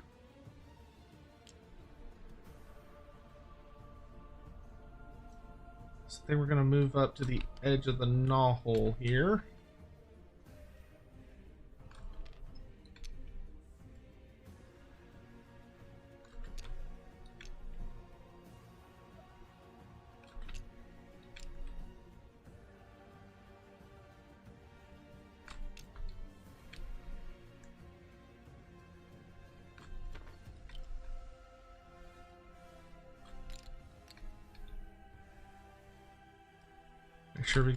Make sure we got plenty of guys to swing at the rat boss while also. Actually, you know what? You have the ability to retreat without taking damage, don't you? Correct. So let's make sure we surround him so he doesn't have It's fly. only usable on infantry and cavalry though, and since he's a monster, my hero, he could not do it without taking damage. No, but Plicket Claw could. That guy can. Yeah, he could. Yeah, okay. We're just gonna make sure we've got him surrounded so we can bonk him real good. Like, He can skitter leap if he survives, but yeah, but at least he has to waste a spell slot on it. yeah. Okay. Next, we're going to charge the Fangs of Sotek. We're hoping for a really big roll. That is not a very big roll. I'm going to command point reroll that. A 6. That is not great. Where do I want to go? Because I think I'd rather get into the bodyguard unit and try and kill them all. Kill them. And we could just go That's over why this. they're behind him. Yeah, we could just go over this thing. Oh no, this is impassable. Yeah, so I can't go over it. That sucks. Okay, so in that case, might be better to make sure we pop that unit then. I mean, I could try and kill the character. He's got a 4-up ward save and a 4-up regular save. 4-up, yep. 4-up ward save, 4-up regular save, 14 health. Yeah, that's a And lot. heals. That's a lot to get through. So I think what we'll do is we'll focus on squishing all of this stuff. And then we'll deal with the surviving elements after that. Poor Pickett squad. This is the reason they have the lowest renown on the army.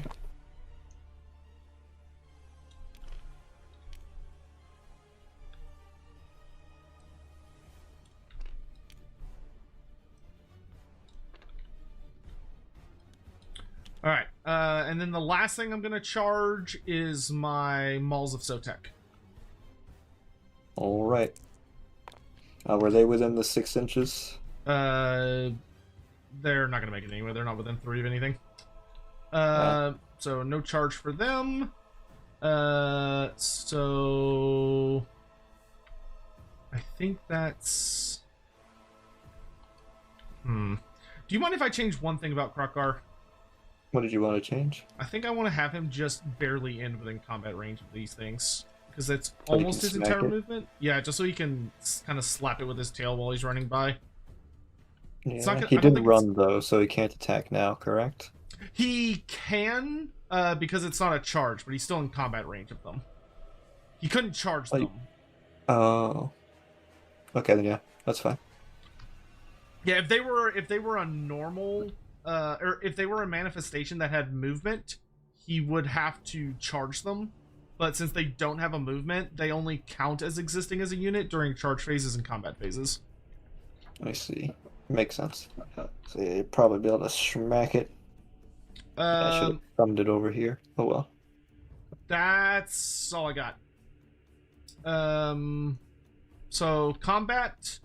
I'm going to swing the cohort of the Jade Serpent first.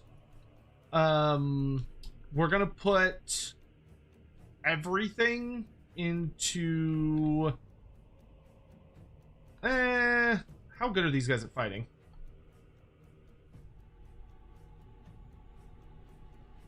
Well, they got 2 attacks each. They could do some damage. I'm gonna swing the Fangs of Sotek first, actually. Into the squad. Yeah. We're gonna pile in. What's their rent on their various profiles? It's 1 for the riders, 2 for the dinos. Okay.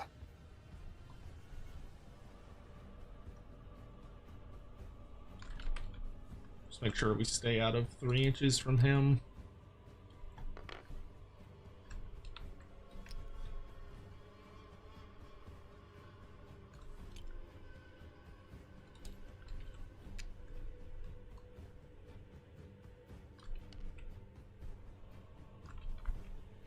Okay, the last guy's not going to be able to get in.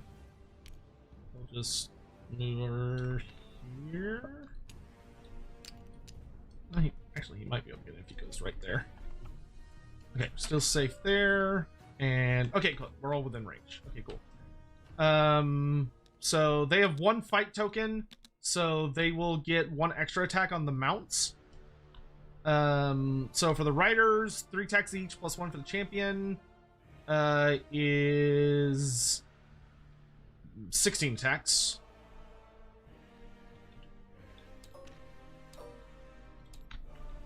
They need 3s to hit.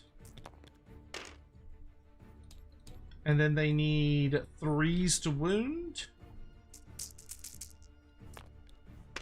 They're gonna do 9 wounds at -1 rent. 9 saves on a 6. So 1 save, so 8 hit me. Alright, and since they're charging, it's 2 damage. So that's 16 damage. Yeah. And then the mounts will have... What are they at? They have 1 fight token, so I think they're 4 attacks each now? Yeah. So that's 20 attacks from the mounts. These need 4s to hit. And 3s to wound. So that's 9 wounds at -2 rend. 2 rend can't save, so you wipe the squad. Okay. And that will get them their 2nd fight token. Alright, it is your turn to swing. Do I have... Oh, Picket. Picket Yeah, is in Picket. range this way. So Picket will swing his heart out. Is he within 13 inches? Oh boy, he is. But if I all-out attack him, I can't all-out defense him, correct? Correct. You can only do one or the other. I think he might have a chance of surviving with all-out defense. So, I'm gonna save it. So he has 2 profiles, 3/4, 3 attacks, 3/4.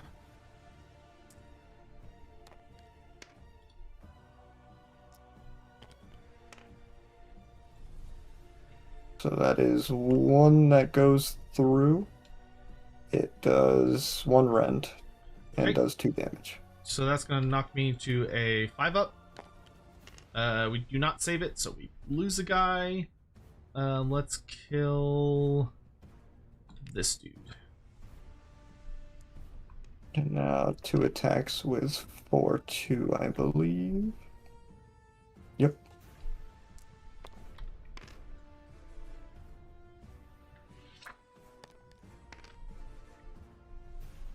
So those both go. Both go Went through? 2 on this one. What's Okay. the... Yep, 2 damage each. 2 damage each? Okay, so I'll lose another 2 guys. Dang, alright. We'll pull these 2 off. Wicked Claw! Alright, for pile-in, everyone's just going to pile in a bit closer to him. We will... Let's go ahead and all-out attack. Yeah, there's no other activations, right? So I will allow defense as well. Okay, so 1, 2, 3, 4, 5, 6 guys. So that's going to be 13 attacks. We are hitting on 2s. Wounding on 3s. So that is 6 wounds at -1 rend. So 6 wounds that save on a 4. 6, not 4. So that saves 3 of them. Okay, so he'll take 3 wounds, or 3 damage total. 3 damage. Nice. And he's at full, so that's 3 damage. Krokgar is gonna try and poke the Warp Lightning.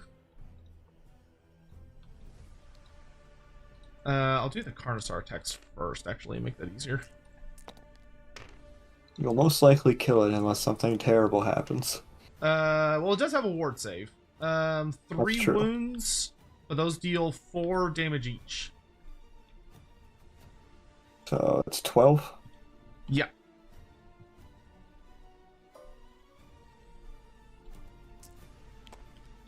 Okay. Only 1 saves. It's gone. And then last thing is at end of turn, I activate my faction ability. So the cohort of the Jade Serpent are going to pile in around him again. And then they deal D3 mortal wounds. Gotcha. 2 mortal wounds. He's still alive. 2 more wounds. He's still alive. And I don't get to pick any other units with it because nobody else is in combat. And he's too far away for Gorok's ability. All right. So Krokgar heals 1 wound, and that's it. All right. I'm going to heal the D3 on Picket. He gets 3 of those damage points back.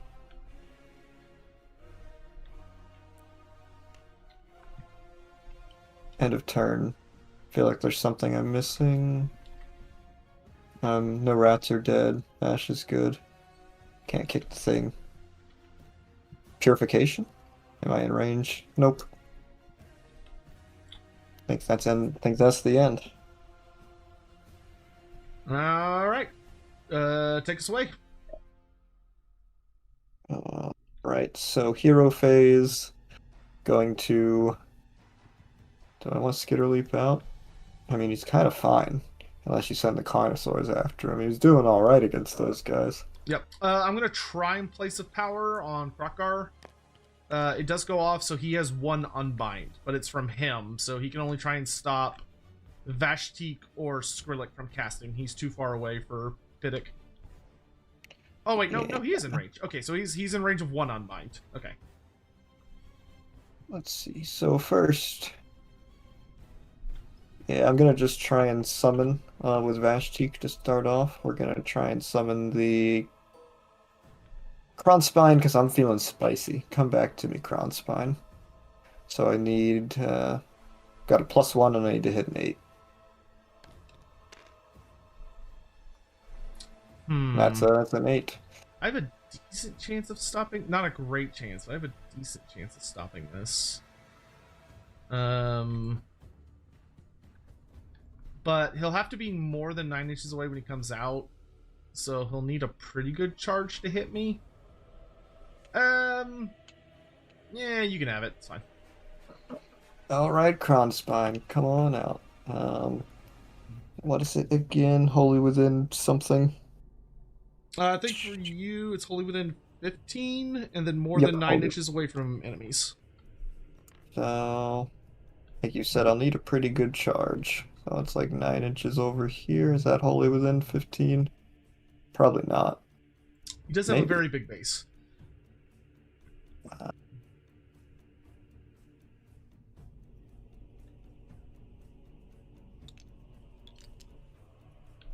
One of these 2 forests goes kaboo, but my guys have already purified them, so it doesn't do anything. Can you check the 9 inches? Yeah, definitely not. To just be like here then. Oh, a little bit back. There you go. Okay. And Pickett is, like I said, I think he's fine with his situation, so he's going to try and summon a bell instead Okay. to help out the remaining rat squad. And himself. That hits on a 7, so that's good. Alright, yeah, I'll try and unbind that. But then again...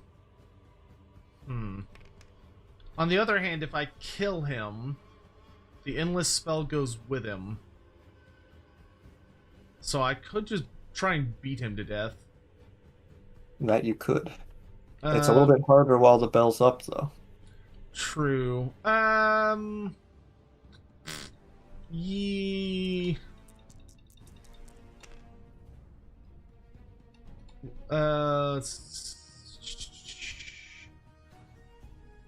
Yeah, I'll try and stop it. It is dispelled. Alright, so no bell. And last, Skrilk will attempt to cast, I think, something nice and simple here. Let's see, is that... I mean, you could get it over on this pack, but I don't think it's worth it. I think I'm better served simply... Let's see, wither is 13 inches. Not quite, not quite. Oh well. Well, I wanted to wither, but since I can't wither, I will just try for the Warp Lightning Vortex after all. I hate that thing. No dice. Hooray! I wasn't punished. You weren't punished, indeed. So... That... I think that's all for hero phase. Alright, Krokar will heal D3 wounds, so he's back to full.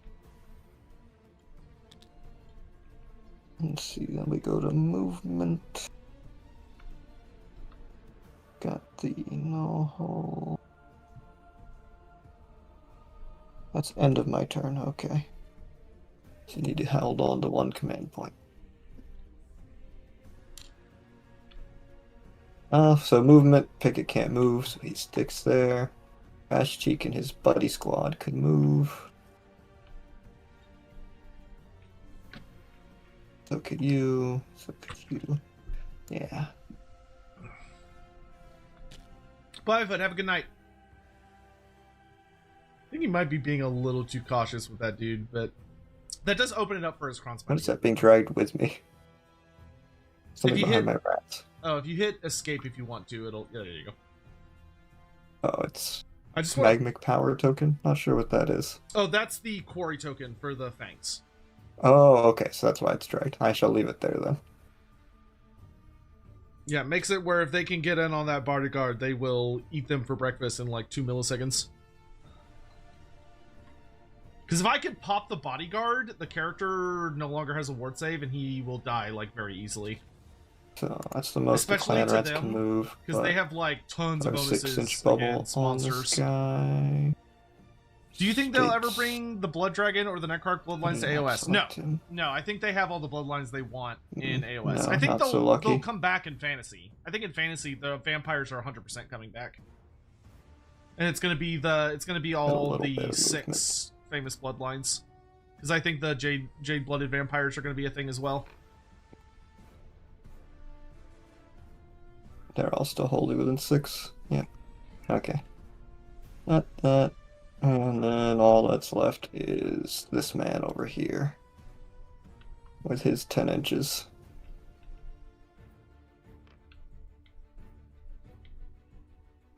So, anything for your movement? Can this base even fit through that hole? I don't think so. I don't think I can He can change. fly, so he can Oh, move. okay, He so it's can move fine. over it, but he has to roll a pretty big charge because he can't land on either Gotta of get a these things. 9. Yeah. He'll need a pretty decent roll. Do I? Yeah. I'm gonna use my last command point to move Krokar d6 inches. Gotcha. A 5. So he's gonna move over next to this thing, so you can punt it at the end of the turn.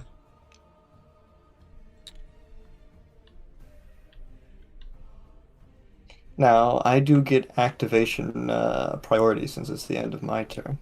So, if I'm within 1 inch of it, I will punt it. True, but I'm gonna make that very hard for you.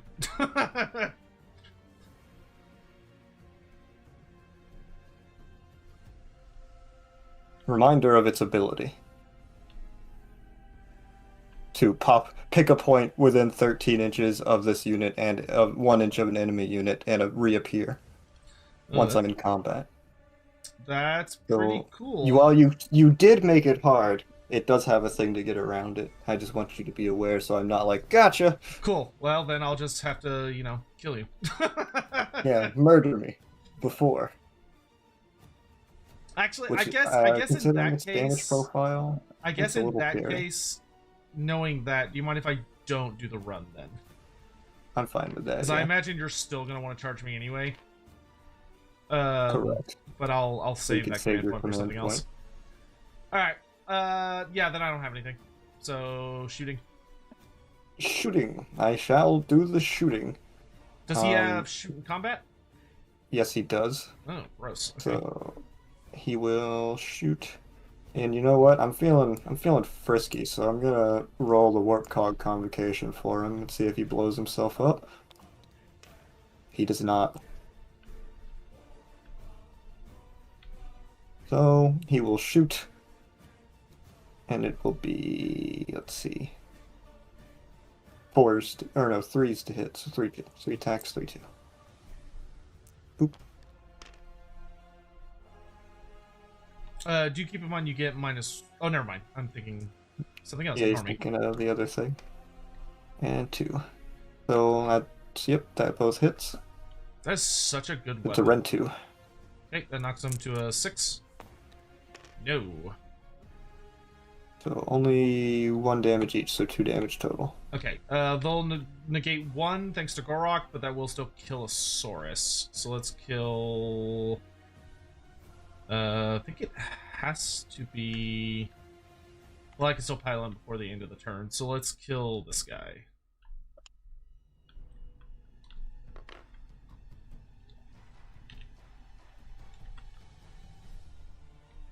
Alright. And I'm going to shoot with Skroak's Doomstars. I'm going to all-out attack those as well, which I'm not in range, so I will have to spend the point. Okay. That'll be 6 on a 2-3.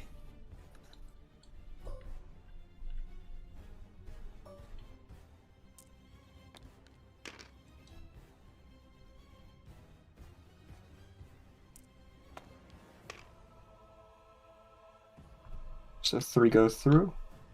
Okay, what's the rent? Rend of 1. Ooh, I take all of them. What's the damage? 2 damage each. Okay. Ow. 6. And that's my shooting. God, I would give anything for Krokar to be able to get a ward And save. you don't have anything, so we go to charge, right? Yep. Alright, so I'm going to try to charge with Kronspine. See how that goes. You have no manifestations for me to target, so I will not get the bonus dice. Roofers. Yeah, that Kronspine's going nowhere. There's like a reroll thing, right? Yes, But you I can't cannot... use it on this because it's an incarnation. Yeah, he can't because he's a manifestation. Yeah, so nope. No dice for him. I mean, It's kind of just delaying the inevitable, not getting Vashtik stuck in, but not going to roll for Vashtik, so yep, just Skrilk. 4 should be enough. No. You want to command Wow. point it? Or keep I it? will, I will command point it, because I do want to get him in there pretty badly. And you need at least a 5. I'll do it. Yep. So, If he kills me, that is game over. Like, I am beyond boned at that point. and then we just go to attack, which I will smack Krakgar. Okay, so I do a couple things in the charge phase first. Okay, go ahead. Cohort of the Jade Serpent has a special ability where they basically get to slap Picket for D3 mortals during the charge phase for their path ability. He takes 1 mortal wound. Let me double check that it actually does go off on a 1. Where is it? Bramble Barb. Yes. Okay, so he takes 1. And then at the start of the fight phase, I have several abilities that kick off. Cohort of the Jade Serpent use their path ability. It does go off, so they are -1 to be wounded. So I will put a -1 wound over here. And then Krakgar can roar. And he's going to try and roar at the Vermin Lord. It goes off, but oh, you're out of command points, so it doesn't matter. Okay. It would have just made it where you can't get commands, but okay. Carry on. Alright, so I'm gonna swing. Alright, I am going It's to going all to out be- defense. Alright, makes sense. So that just increases your save, right? Yeah, just +1 to save. Alright, so 8 attacks, crit mortals, 3 ups to hit.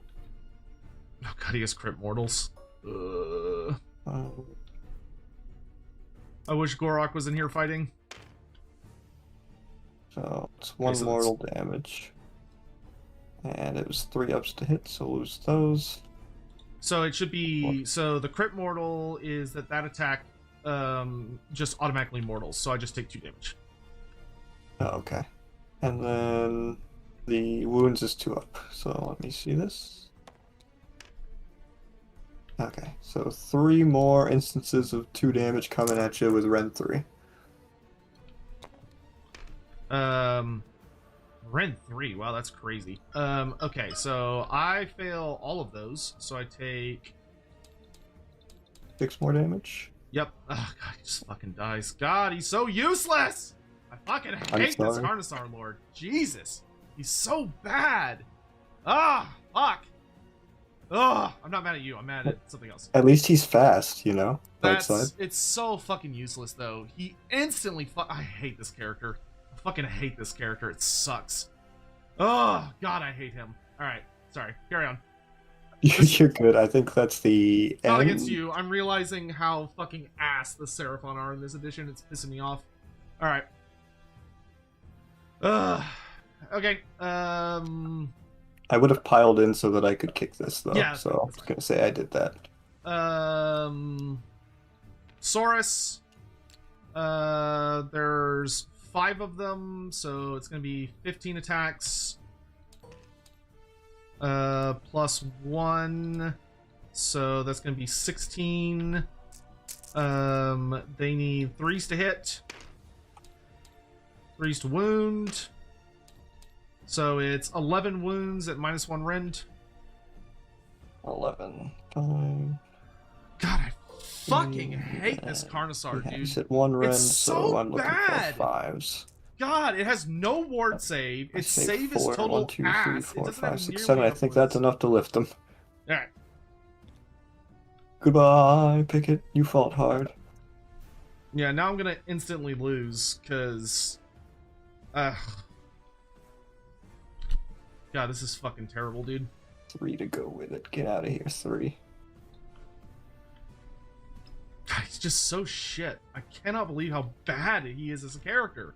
He just anything looks at him and he just instantly fucking dies. And nobody else is in attack range, so unless you got anything else you can do, I think we just move to the end phase. I think the only thing I can do is I don't know if my ability can work on. I don't think it can work on terrain. Where is it? Battle It is formations. unfortunate I ran out of command points because I can't bring those clan rats back now, but it was worth it. Vengeance of Azir. I always forget about. Hold on, I gotta check a rule about buildings.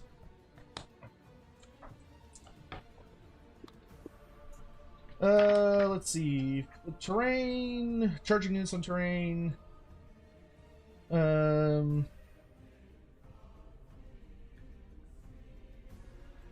Charge phase in combat, they were treated as if they were units. They can be picked by enemy abilities. They are not affected by enemy abilities that do not involve picking targets. Okay,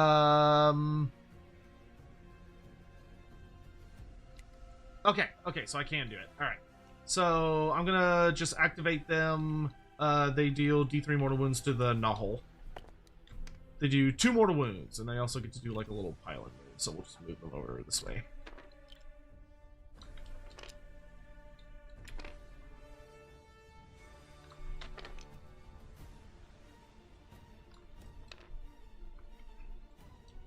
And then my Agrodons lose. How many fight points do they lose? Do they lose 1 or do they lose all of them? Remove all rage tokens. Oh, that sucks. Okay, so we lose all our rage tokens. All right. And then you can go ahead and punt the rot seed. That's gonna be 3d6. And you can change the 2 into a 6. 2 to a 6, so it's 12 plus 5, so it's 17. Yep. Crazy rolls. Yeah, I don't think it's physically possible for me to do anything, because I can't teleport. This army's really slow. Oh, I fucking hate this battle plan. I hate this fucking battle plan. I hate the fucking Carnosaur. I don't think I'm in range to purify or This anything is like ass. that, so... Oh my god, this is ass. I hate everything about this.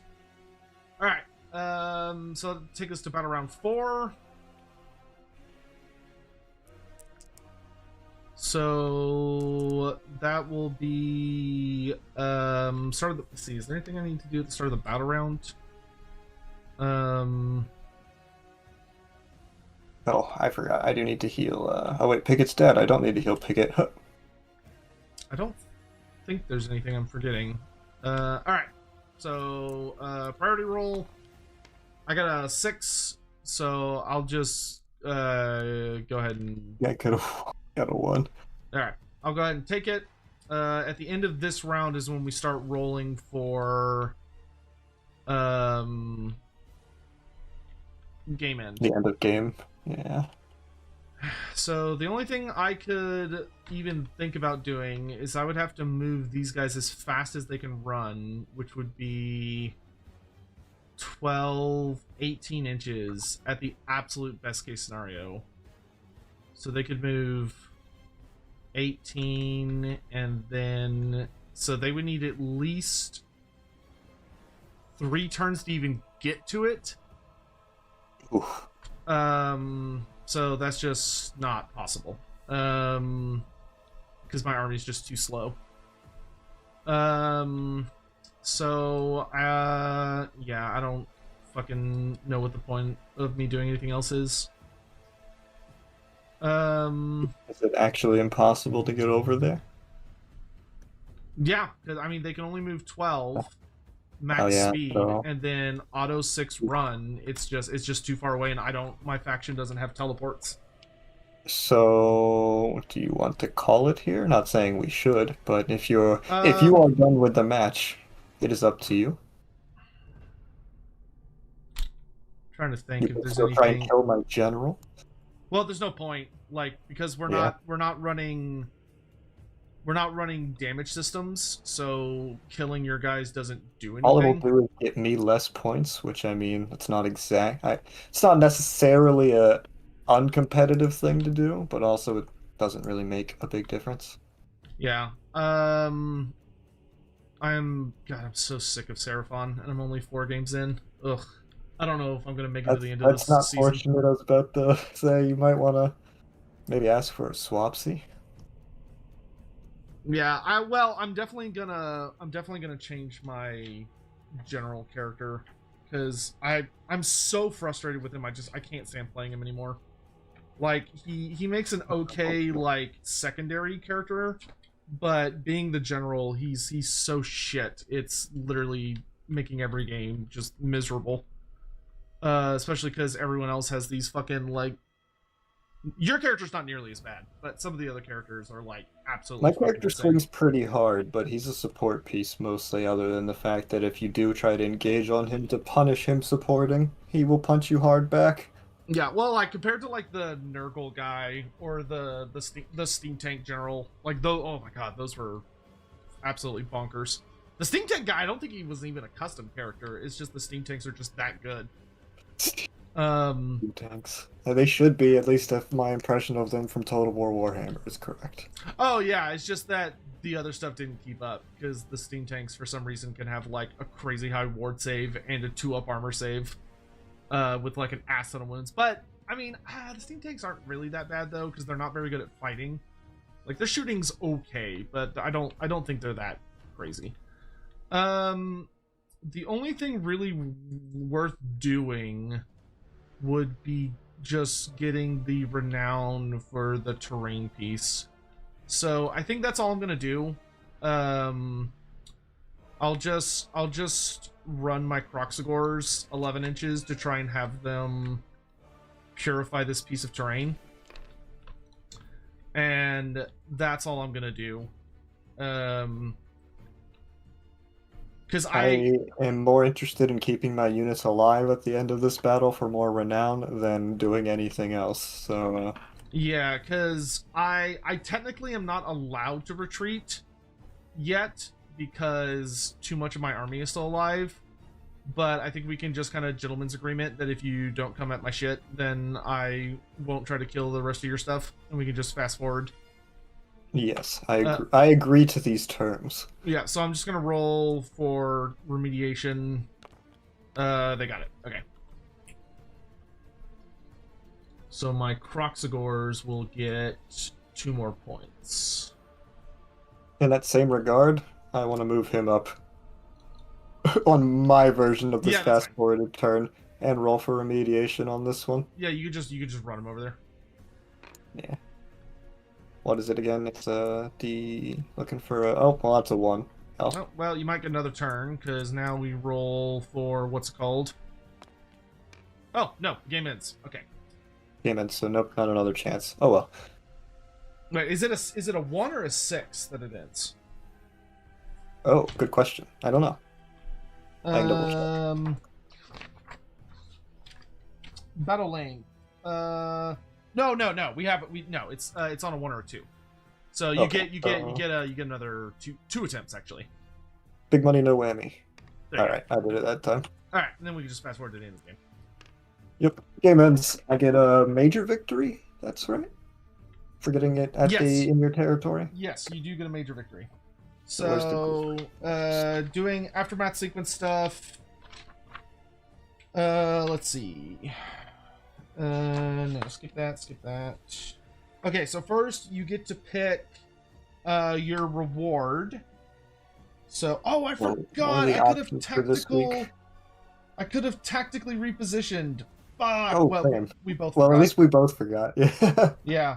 Dang. I don't know if that would have made the difference. Because it might have, but I don't think it's worth worrying about. Okay, so for Cursed Kernel, you can either have the Weird Drawn Seed, which is during once per battle, during any shooting phase, pick an enemy unit within 9 inches of a friendly hero. On a roll of dice, on a 1 or a 2, that unit only gets to rolls one less dice when rolling to charge, and on a 3 or higher, they take that many mortal wounds. Is that a permanent ability, or is it like no? one It'll thing? be for a limited number of turns. Okay. The other one is that you get to pick a second unit to be favored warrior. So you get a second unit that gets D6 renown. I kind of want that, so I think I'll pick that. Okay, so I will take the Witron Seed, and you'll get to roll on that twice. Next, we go to glory points. We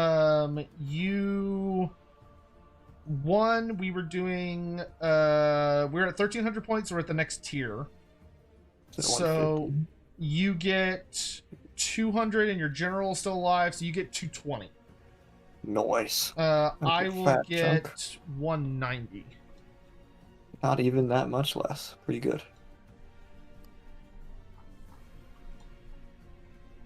190. I gotta find my stupid thing. God, I wish this thing wouldn't fucking move. Pisses me off every time it moves.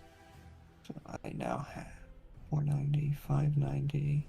190 plus 55 is 245. 270. I think that's enough for a storm vermin. Or storm fiend, not storm vermin. Alright, and then every unit that survives the battle gets D3 renown. So yeah, I'm gonna move all my dudes over here. Okay. So the Saurus get 1 point. Mashtika gets 3 points. Huzzah! Let's see. Krokgar gets 1 point for dying. Iztek gets 1 point because he died. And they all get the 1 point. The D3 bonus is an extra, right? They all get 1 point by default, correct? No. You get D3 or 1. Okay. Not D3 plus 1. Agrodons get 2 points. And Gorok gets 3 points. Vash's Loyal Nice Squad also gets 3 points. Good job. Alright, and I surpassed Vash. I already gave them their points for terrain. Then we both get to pick a unit other than our general and give them D6. That's the thing that kills me is I can't pick my general. If I could have picked Krokgar for the D6, then he could have advanced up his path fast enough to get the ward save ability. But I can't pick him, so I'm just stuck in hell. Got a 1 for my renown roll for Skroak. Yeah, you get a second one though too. Okay, so Gorok got plus 3 points. Oh no, this is for the D6 one. That was the D3. Oh. Because the D3 and D6, right? Or no? Is it just the favored roll? Do you replace the D3 roll No, with the D6? you get the favored in addition. Okay. So here is the 2D6 then. Because I'm putting, I don't know if you can split them up, but I'm putting them both on him either way. Agrodon's 9 points. Hell yeah. 2. So we got 10 from this one battle. Iztek. Oh wait, no, I didn't do the, it's 2 for remediation? Yes. 12 points. Whew, 12 points in one battle. So that's okay. I did you. Saurus Warriors. Y'all got plus 1.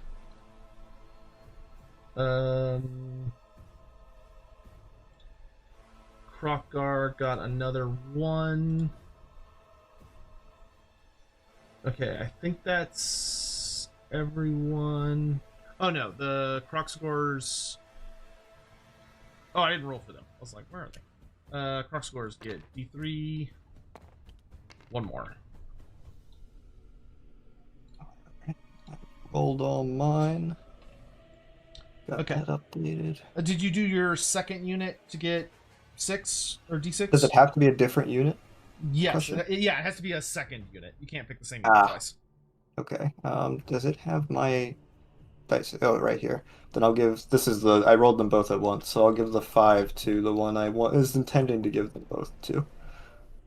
So -4 from him, and then I'll give the 4. Who else survived? The only other option is the Loyal Knight Squad. It Because they're doesn't the have to only be a others surviving surviving. unit. It can be any unit.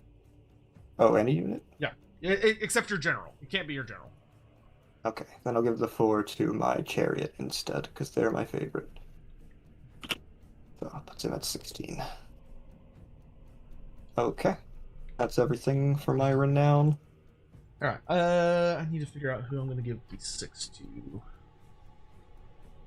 to. See, what are the thresholds? It's 30 5 to every 5, become I mighty. believe. No, it's 5. So 0 to 4 is nothing. 5 to 14 is 1. 15 to 29 is 2. 30 to 44 is 3, and 45 plus is 4. Gotcha. So you need quite a bit once you get above 2. Let's see. My Sunblood Where is the relatively rules for close. that at? It's in the Aftermath sequence, and it's on page 45 of the Path to Glory book. Gotcha. If I do my Starseer, I think he automatically... Yeah, I'll do my Starseer, because he'll automatically hit rank 2. So I'll give Iztek D6 2, but that will carry him over the threshold. Okay, so for him, I can get Honed Talent. If the casting roll for this character is ever a double, gain 1 to your power level for the rest of the phase. So you could cast an extra spell. That's kind of cool. Or Overspilling Power. At the end of my turn, I can cast a spell. Holy shit, give me that. That's really good. I will take a free spell cast at the end of the turn. That's awesome.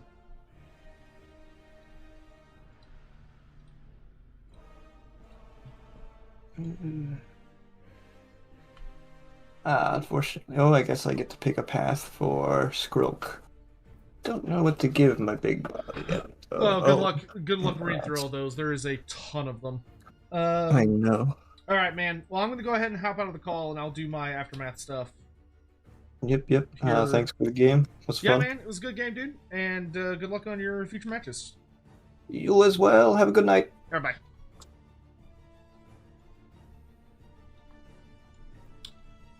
Oh my good Jesus Christ, that was frustrating as fuck. Not him. Like his army, I don't think his army was that bad. The scenario screwed me more than anything. The scenario completely fucked me. The fact that he had a teleport and I didn't, there was nothing I could do. Alright, I need to change my general, because I'm so fucking sick of Krokar. I hate him so much, dude. I fucking hate him. He's so terrible. Like, I've tried to make him work. Like, the dude heals up to 4 health per turn, but every fucking time he just gets insta-murked. Like, he just instantly fucking dies. Ah, it's so frustrating. And I don't think there's anything I can do to make him survivable. Like, if I look at all of his items and abilities, like, is there a different path I could put him on that would make him survivable? Oh, I could try that. How do I add new heroic traits?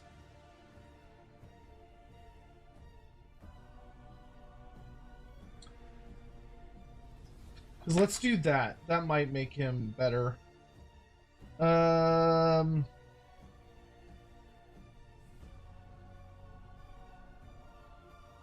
I would sell one of my fucking nuts to have a Path to Glory Lord. The fact that the Seraphon don't have a 4th edition book makes them so not good. How do I get a new thingamajigger? Manage enhancements.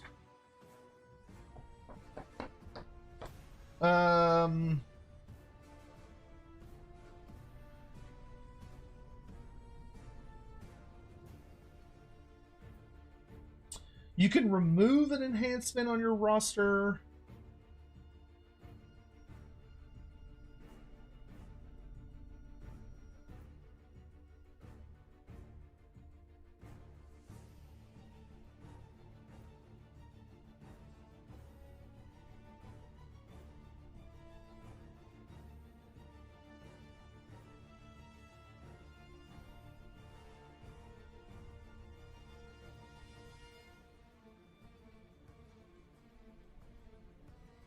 How do you add new enhancements?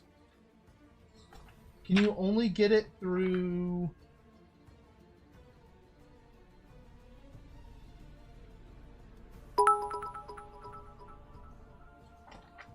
Elementals Boja cheered. X100. WFB Lorebeards tomorrow? No, it's... First of all, it's Saturday, so no. That would be on Sunday. Second of all, will there be... Oh, sorry, Sorry, I live in the States, so it's still Friday. So, you might not live in the States.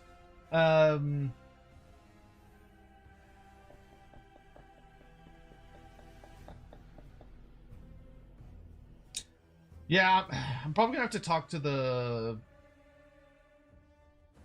rules guys, cause I've got to figure some shit out.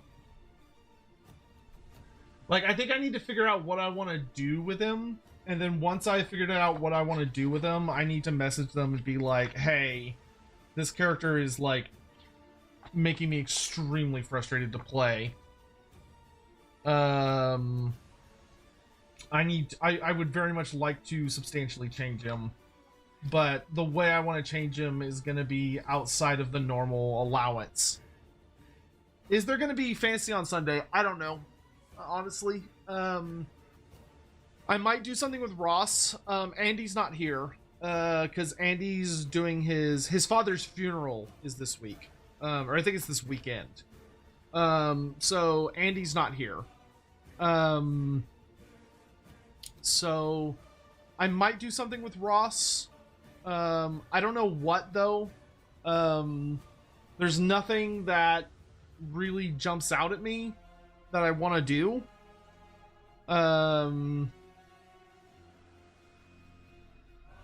I think the hard part is I haven't spent enough time chatting with Ross, so I don't know what he feels really confident about, and wants to really get into. But this should be the last week that we're dealing with funeral stuff, which once again I cannot express how apologetic I am to all of y'all.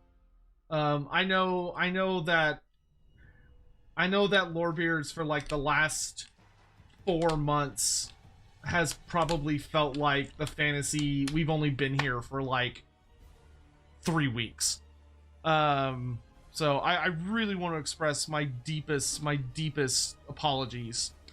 The whole thing with Andy's father has been just really hard on him. Like, the whole thing was just really bad.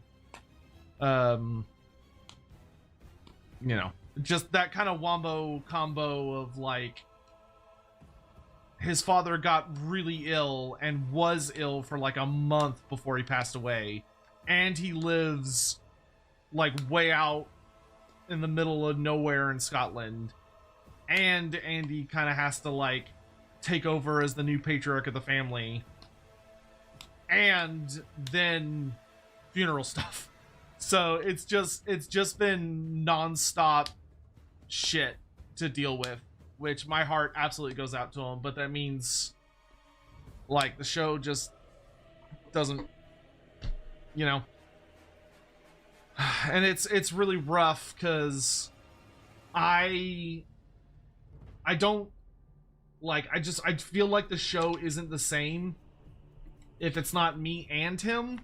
So like, I don't want to do it if he's not here. And I know I shouldn't be that way. I should do something, especially when he's not here, just to keep things going. I mean, thank God for like Ross, Alexis, and Vera, because they've been like keeping Lorebeards actively functioning for the last 2 months. Because me and Andy sure fucking haven't. So, I really do apologize to y'all on just all of that.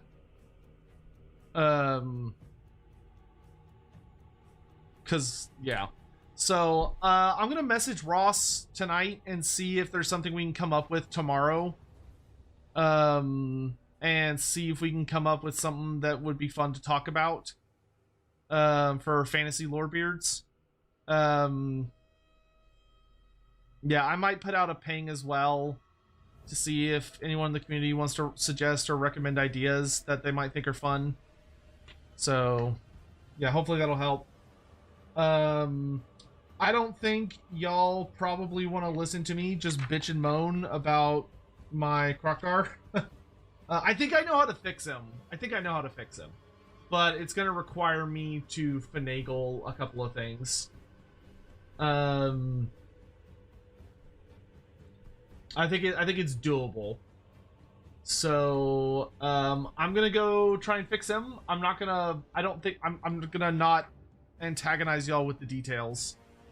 Because I'm probably gonna have to go to the guys that run the league and tell them about all the ways that I fucked up. And ask them if they would be willing to give me some grace. And let me put him back together. So that he's not broken. Because he's... Yeah, because I see what I need to do to fix him. It's going to require me to go to them and ask that they allow me to do some stuff that I normally would not be able to do. Because I'm like, a part of me is thinking about just dropping out of the league because I'm just not having fun with him. And like, he's the part of my army I want to be having the most fun with. Because I feel like the general character is supposed to be the character you're really enjoying the most, which is why they let you create your own. And I hate him so much. So I'm gonna go deal with that. But I'm not gonna make y'all suffer through me hemming and hawing for like an hour. So in that case, I'm going with my family to celebrate my father's retirement tomorrow. So I am not gonna be streaming Final Fantasy, I think, tonight because I forgot that I need to do that. So I've gotta like be awake and alert and stuff. But I might stream tomorrow afternoon because I really want to go pick up the new Cathay book and maybe we can chat about it on stream. That would be fun. I think that would be a really good time. And who knows, if I find something really interesting in that book, maybe that could be the stream. Yeah. Anyway, so thank you all so much for watching. I apologize again just for all the things. I also apologize that I've been injured. I wasn't sick, but I'm sorry that I was injured for several days, or for like a week, and not doing literally anything, because my balls hurt and it was not fun, notably because I could not sleep at all in the slightest, and that was hell. Turns out being able to sleep is kinda critical to like not feeling like garbage. So I'm gonna send you all off on a raid. I'm hoping what we can do tomorrow is I can go pick up the new Cathayan army book, which is supposed to have a ton of lore in it. And if I get home in time, I could do a stream where we talk about it and we get like super into it. So I hope you all have a good night. I'm also getting really hungry. I'll talk to y'all later. Please take care of yourselves. Be safe out there. And yeah, I'll see y'all then. I'm going to send y'all off some raids to hang out with some buddies of mine. Till then, take care. Bye.